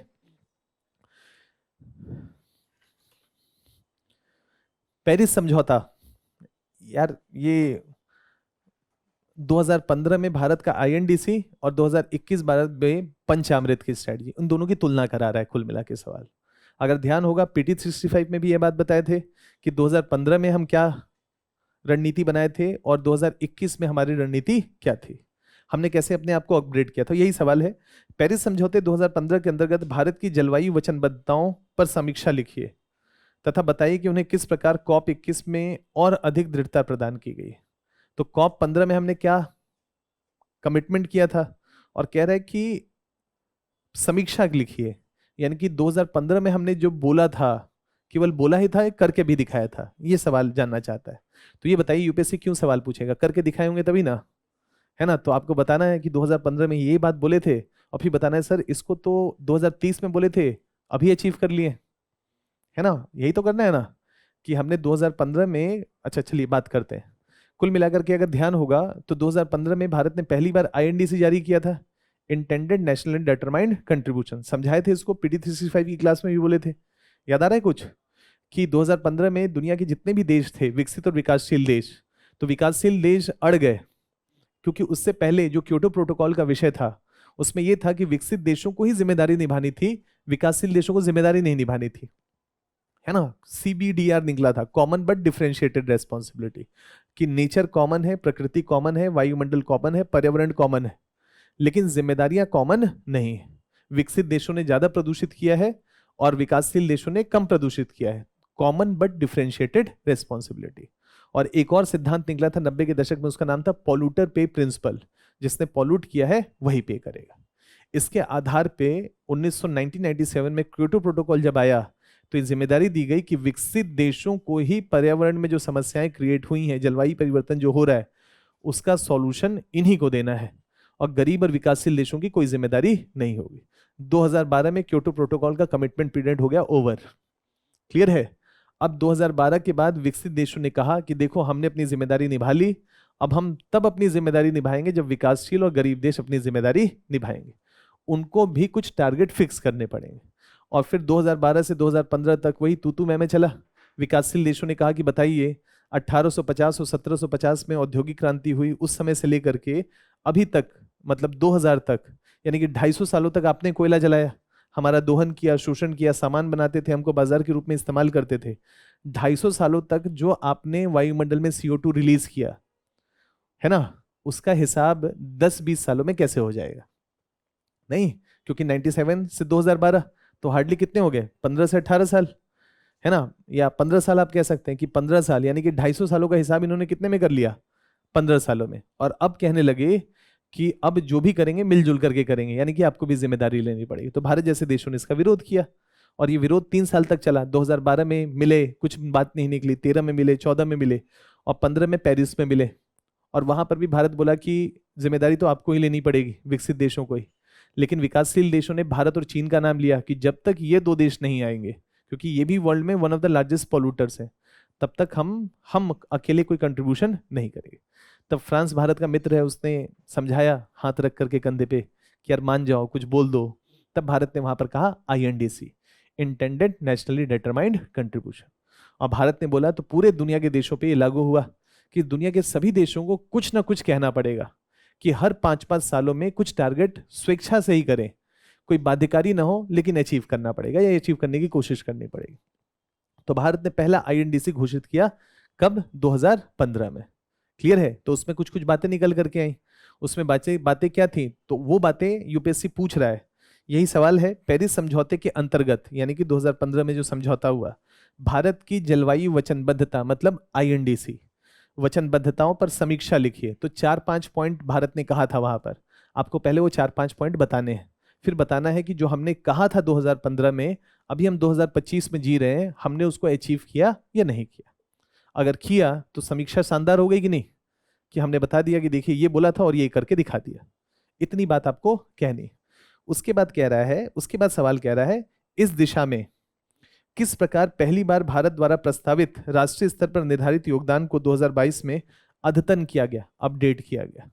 तो जब हमने 2015 में कोई बात कही और चूंकि ये 5 साल के लिए थी, तो 2020 में कोविड आ गया, तो दुनिया के देश मिले नहीं, और फिर मिले 2022 में ग्लासगो के समिट में लंदन के पास। तो वहां भारत ने दूसरा आईएनडीसी कहा, जिसको पंचामृत के नाम से जाना जाता है। तो आपको बताना है कि पहले हमने 2015 में क्या किया, उसमें क्या अचीवमेंट किए, और फिर 2022 में हमने क्या क्या बातें कही, और कहीं तो अभी हमारी स्थिति उन बातों में क्या है, मतलब हम कहां तक पहुंच पाए। इतना बात कह करके आपको रुक जाना है। ये है कुल मिलाकर के टॉपिक। तो अगर आपको ध्यान होगा, पीटी 365 मैंने यही बात आपको समझाने की बहुत कोशिश की थी, वो इतिहास, वो स्टोरी, कि यार एक्चुअली में भारत क्या चाहता है इस जलवायु परिवर्तन से, और भारत की भूमिका क्या है। तो भारत अपनी एक स्पष्ट भूमिका लेकर के चलता है। भारत कहता है ये करेंगे और करके दिखाएंगे। तो 2015 में पहला भारत ने कहा था कि तीव्रता में कमी लाएंगे, इंटेंसिटी में कमी लाएंगे, है ना। 2005 की तुलना में बाय 2030 कितने प्रतिशत की तीव्रता में कमी लाएंगे, 30 से 33%। वो 2022 वाला है, 45 वाला, 30 से 33% तीव्रता में कमी लाएंगे। कई बार एग्जांपल दिए हैं कि 2005 में अगर ये पेन बनाते थे और इस पेन को बनाने में प्लास्टिक लगा है, और प्लास्टिक को शेप देने में कोई हीट लगा होगा, कहीं कोयला जला होगा, तो कोयला जला होगा तो CO2 रिलीज हुआ होगा। तो इस पेन को बनाने में अगर 1 किलोग्राम यानी कि 1000 ग्राम अगर CO2 रिलीज हुआ है, तो भारत ने बोला कि 2030 में यही पेन बनाएंगे फिर। लेकिन अब बनाने में CO2 के एमिशन में 30 से 33% की कमी लाएंगे, यानी कि 600-650 ग्राम के आसपास या 700 ग्राम के आसपास हम CO2 का एमिशन करेंगे, 300 ग्राम कम कर देंगे। ऐसा तकनीक यूज करेंगे जिससे पेन तो बनेगा नहीं, तो बच्चे पढ़ेंगे लिखेंगे कैसे, तो वो तो हम करेंगे, वो तो हमको करना पड़ेगा, लेकिन वायुमंडल में तीव्रता में कमी लाएंगे, CO2 का एमिट कम करेंगे। तो भारत ने पहला कमिटमेंट किया, तीव्रता में कमी। कितना, 2005 की तुलना में 2030 में 30 से 33% की कमी लाएंगे, ये हमने कहा था। इसके अलावा भारत ने कहा था कि बाय 2030 हम 40% energy non fossil fuel base यानी कि रिन्यूएबल एनर्जी से क्रिएट करेंगे। ये भारत का दूसरा बड़ा टारगेट था जो भारत ने कहा था। और नवीनीकरण में कमी लाना या बढ़ाना, हाँ, तो वही बात कह रहे हैं कि 40% जो हमारी कैपेसिटी है, हमने कहा था 2030 तक भारत की कुल ऊर्जा की जो क्षमता है उसमें हम 40% नवीनीकृत ऊर्जा से क्रिएट करेंगे। ऐसा भारत ने 2015 में कमिट किया था। ये दूसरा कमिटमेंट है। इसके अलावा कुछ और आईएनडीसी के कुछ और टारगेट्स पहले भी बताए थे। क्या पेड़ और वन लगाएंगे? 2015 में ही भारत ने कहा था कि पेड़ और वन लगा करके 2.5 से 3 बिलियन टन अतिरिक्त कार्बन की कैपेसिटी विकसित करेंगे 2005 की तुलना में। ये भारत के कुछ इंपॉर्टेंट कमिटमेंट्स थे। कब? 2015 में। तो बताइए क्या 30 से 33% तीव्रता में कमी ला पाए? उसको हमने कब टारगेट फिक्स किया था? 2030, और उसको हमने अचीव कर लिया 2024 में। तो पहला 30 से 33% की तीव्रता को कब तक अचीव करना था? 2030, और अचीव कब कर लिया? 24 में, है ना। हमने क्या कहा था कि भारत 40% अपने एनर्जी का कैपेसिटी जो है वो नवीनीकृत ऊर्जा से क्रिएट करेगा। कब तक? बाय 2030, और इसको हमने अचीव कर लिया 2022 में। क्लियर है? समझ गए? और 2.5 से 3 बिलियन टन हम क्या करेंगे? पेड़ लगाएंगे, वन लगाएंगे, अतिरिक्त मात्रा में वायुमंडल से CO2 निकाल लेंगे। 2005 में जितना निकाल रहे थे, जितना कार्बन हमारे पेड़ पौधे, हमारे वनस्पति निकाल रहे थे, हमारे जंगल धारण कर रहे थे, हम उसमें 2.5 से 3 बिलियन की कैपेसिटी और ऐड कर देंगे। 2.5 से 3 बिलियन टन, है ना। लगभग भारत ने अभी करंट में ये टारगेट लगभग हमने अचीव कर लिया 2.9 बिलियन टन। 3 बिलियन टन का हमने टारगेट किया है और हमने 2.9 बिलियन टन को अचीव कर लिया। तो क्या भारत ने जो 2015 में कमिट किया था, क्या उसको अचीव करने में भी एक रोल प्ले कर रहा है? तो हमारे कथनी और करनी में कोई अंतर नहीं है। ये आपको लिखना है कि भारत की कथनी और करनी एक जैसी। भारत जो बोलता है वो करके दिखाता है, यानी कि भारत एक जिम्मेदार देश है जो जलवायु परिवर्तन की दिशा में एक पूरी जिम्मेदारी और एक लोकतांत्रिक तरीके से उसमें कार्य कर रहा है। हम बोलते हैं और फिर उसको अचीव करने को लेकर के सार्थक प्रयास करते हैं। हो गया ये पहला वाला। समीक्षा करने के लिए बोला था ना कि भारत की जलवायु 2015 के अंतर्गत भारत की जलवायु वचनबद्धता में समीक्षा करिए तथा बताइए उन्हें किस प्रकार COP21 में और अधिक दृढ़ता प्रदान की गई। तो अब हम आगे बताएंगे कि हम तो ये अचीव कर लिए टारगेट से पहले ही। तो भारत ने जब देखा कि हम टारगेट से पहले चल रहे हैं तो 2022 में 21-22 में हमने दुनिया के सामने एक नई स्ट्रेटजी रखी। मतलब यही पंचामृत, यही जो INDC का टारगेट था उसको नया नाम दिया। नाम क्या दिया? पंचामृत। और इसमें हमने यही कहा कि तीव्रता में अब 30 से 33% की कमी नहीं लाएंगे, 45% की कमी लाएंगे। यानी कि बाय 2030 हमने अपने ही टारगेट को और अच्छा बना दिया कि 2005 की तुलना में 30 से 33 नहीं 45% की कमी लाएंगे। अब भारत उस दिशा में तेज गति से अग्रसर है। ऑलरेडी हमने 40% के आसपास का टारगेट अचीव कर लिया। क्लियर है? तो पहला ये। दूसरा हमने क्या कहा इसमें, दूसरा पॉइंट क्या था जो आपको बता रहे थे, 40% एनर्जी हम नवीनीकृत ऊर्जा से क्रिएट करेंगे। इसको हमने बढ़ा करके कितना कर दिया है बाय 2030? 50%। कि भारत बाय 2030 जो नॉन फॉसिल फ्यूल बेस्ड मुख्यतः रिन्यूएबल एनर्जी है उससे कितना कैपेसिटी जनरेट करेगा? 40% की जगह अब 50%। तो हमने क्या कह रहा है ना इसमें, भारत द्वारा प्रस्तावित राष्ट्रीय निर्धारित योगदान को कैसे अद्यतन अपडेट किया गया है। तो क्या हमने 40% को 50% अपडेट कर दिया है? कर दिया है। तीसरा आप बताइए कि भारत ने जो पेड़ पौधों के माध्यम से बात कही थी 2.5 से 3 बिलियन, उसमें हमने कोई बदलाव नहीं किया है। क्यों? पेड़ पौधे एक दिन में नहीं लगाए जाते। तो आप 2015 में जो कमिटमेंट करेंगे उसको 2030 तक नहीं कि एक दिन में क्या पेड़ लगा दिए और कल पेड़ हो जाएगा, क्या नहीं होगा ना। तो 2.5 से 3 बिलियन टन का में हमने कोई बदलाव नहीं किया है कि उसी को हम अचीव करेंगे। लेकिन इसके साथ साथ भारत ने कुछ और बातें भी कही हैं, जैसे जो पहले 2015 के टारगेट्स में नहीं थी। क्या? बाय 2030 बाय 2070 भारत क्या होगा? नेट न्यूट्रल कंट्री होगा, है ना। ये हमने कहा है ना कि भारत क्या होगा by 2070 net neutral country. Net neutral का मतलब क्या हो गया? हम जितना CO2 एमिट कर रहे हैं उतना ही वायुमंडल से निकाल भी लेंगे। यानी कि भारत जलवायु परिवर्तन में 0 टारगेट की तरफ बढ़ेगा बाय 2070 तक। और कुछ टारगेट्स थे पंचामृत में। 500 गीगावाट की एनर्जी का क्रिएशन करेंगे। कब तक? बाय 2030 या 50? बाय 2030 कि भारत जो एनर्जी की कैपेसिटी का एक्सपेंशन करेगा रिन्यूएबल सेक्टर में वो है 500 गीगावाट का। तो इसका मतलब है कि 50% से हम बहुत बियॉन्ड जाने की कोशिश कर रहे हैं। 50% तो हमने कहा ही है कि हम इसको अपग्रेड करेंगे, लेकिन हमारा टारगेट क्या है कि हम रिन्यूएबल सेक्टर से 500 गीगावाट के आसपास कैपेसिटी का जनरेशन करें। ये आपको कुल यही कहा है कि हमने क्या अद्यतन किया है, तो ये आपको बताना है। इस पूरी प्रक्रिया में बताइए लास्ट में समरी के फॉर्म में कि भारत ने जो अपना NDC अपडेट किया है पंचामृत के संदर्भ में, मतलब उसी को नया नाम दे दिया पंचामृत। तो 5-5 साल के लिए होता है, तो ये 2022 से लेकर के 2027 तक। तो अगला हमारा टारगेट क्या होगा? 2027 के बाद अगले 5 सालों के लिए। तो बस अब यहाँ ये पॉइंट बताइए, कंक्लूजन कुछ लिखेंगे तो कंक्लूजन में क्या लिखेंगे कि जलवायु परिवर्तन को साधने के संदर्भ में भारत की भूमिका स्पष्ट है और भारत के द्वारा जो भी 2015 से प्रयास किए जा रहे हैं क्या वो सार्थक हैं और सार्थक दिशा की तरफ बढ़ रहे हैं। तो भारत एक जिम्मेदार देश के रूप में, एक जिम्मेदार लोकतांत्रिक देश के रूप में अपनी सारी जिम्मेदारियों का जलवायु परिवर्तन के पॉइंट ऑफ व्यू से एक प्रभावी रूप से कार्यान्वयन भी कर रहा है। न केवल हम कमिटमेंट कर रहे हैं बल्कि उसको जमीनी स्तर पर उतार भी रहे हैं। क्लियर है? इसके साथ बात को कंप्लीट कर दीजिए। तो कुल मिलाकर के INDC के टारगेट के बारे में UPSC ने सवाल पूछा था और अगर आपको ध्यान होगा PD 365 का वीडियो खोल करके देखिएगा, मैंने आपसे यही कहा था कि इस पे एक अच्छा सवाल बन सकता है ना, प्रारंभिक परीक्षा के पॉइंट ऑफ व्यू से भी और मुख्य, क्योंकि अच्छा एनालिसिस होगा इसमें कि 2015 में हमने क्या कहा, उसको अचीव कर लिया तो हमने क्या कहा, तो हमने अपने टारगेट को और बेहतर कर लिया, उसके बारे में एक सवाल पूछा गया। क्लियर है? तो कुल मिलाकर के एक बात जो निकल करके आई कि इस बार पर्यावरण में जलवायु परिवर्तन के टॉपिक डोमिनेट किए, है ना। तो हमारे रणनीति ये होनी चाहिए कि हमको जलवायु परिवर्तन पे तो फोकस करना चाहिए, लेकिन बाकी के जो 2 टॉपिक्स हैं जिसमें प्रदूषण और जैव विविधता का टॉपिक है, तो प्रदूषण पे तो फिर भी सवाल आया लेकिन जैव विविधता पे इस साल सवाल नहीं आया। तो संभवतः नेक्स्ट ईयर पॉसिबली जैव विविधता पे भी सवाल होना चाहिए। क्लाइमेट चेंज पे तो हो ही सकता है लेकिन जैव विविधता पे सवाल डेफिनेटली अगले साल होना चाहिए। उम्मीद करता हूँ कि सार्थक रहा होगा डिस्कशन आपके साथ। अभी कोई टॉपिक और बचा है ना? तो कौन सा? ठीक है, तो थोड़ा और समय, थोड़ा बैठिए, चाय वाय पी लीजिए और थोड़ा और सुन लीजिए। इसी के साथ इस साल का एक अच्छा एनालिसिस कंप्लीट हो जाएगा। All the best.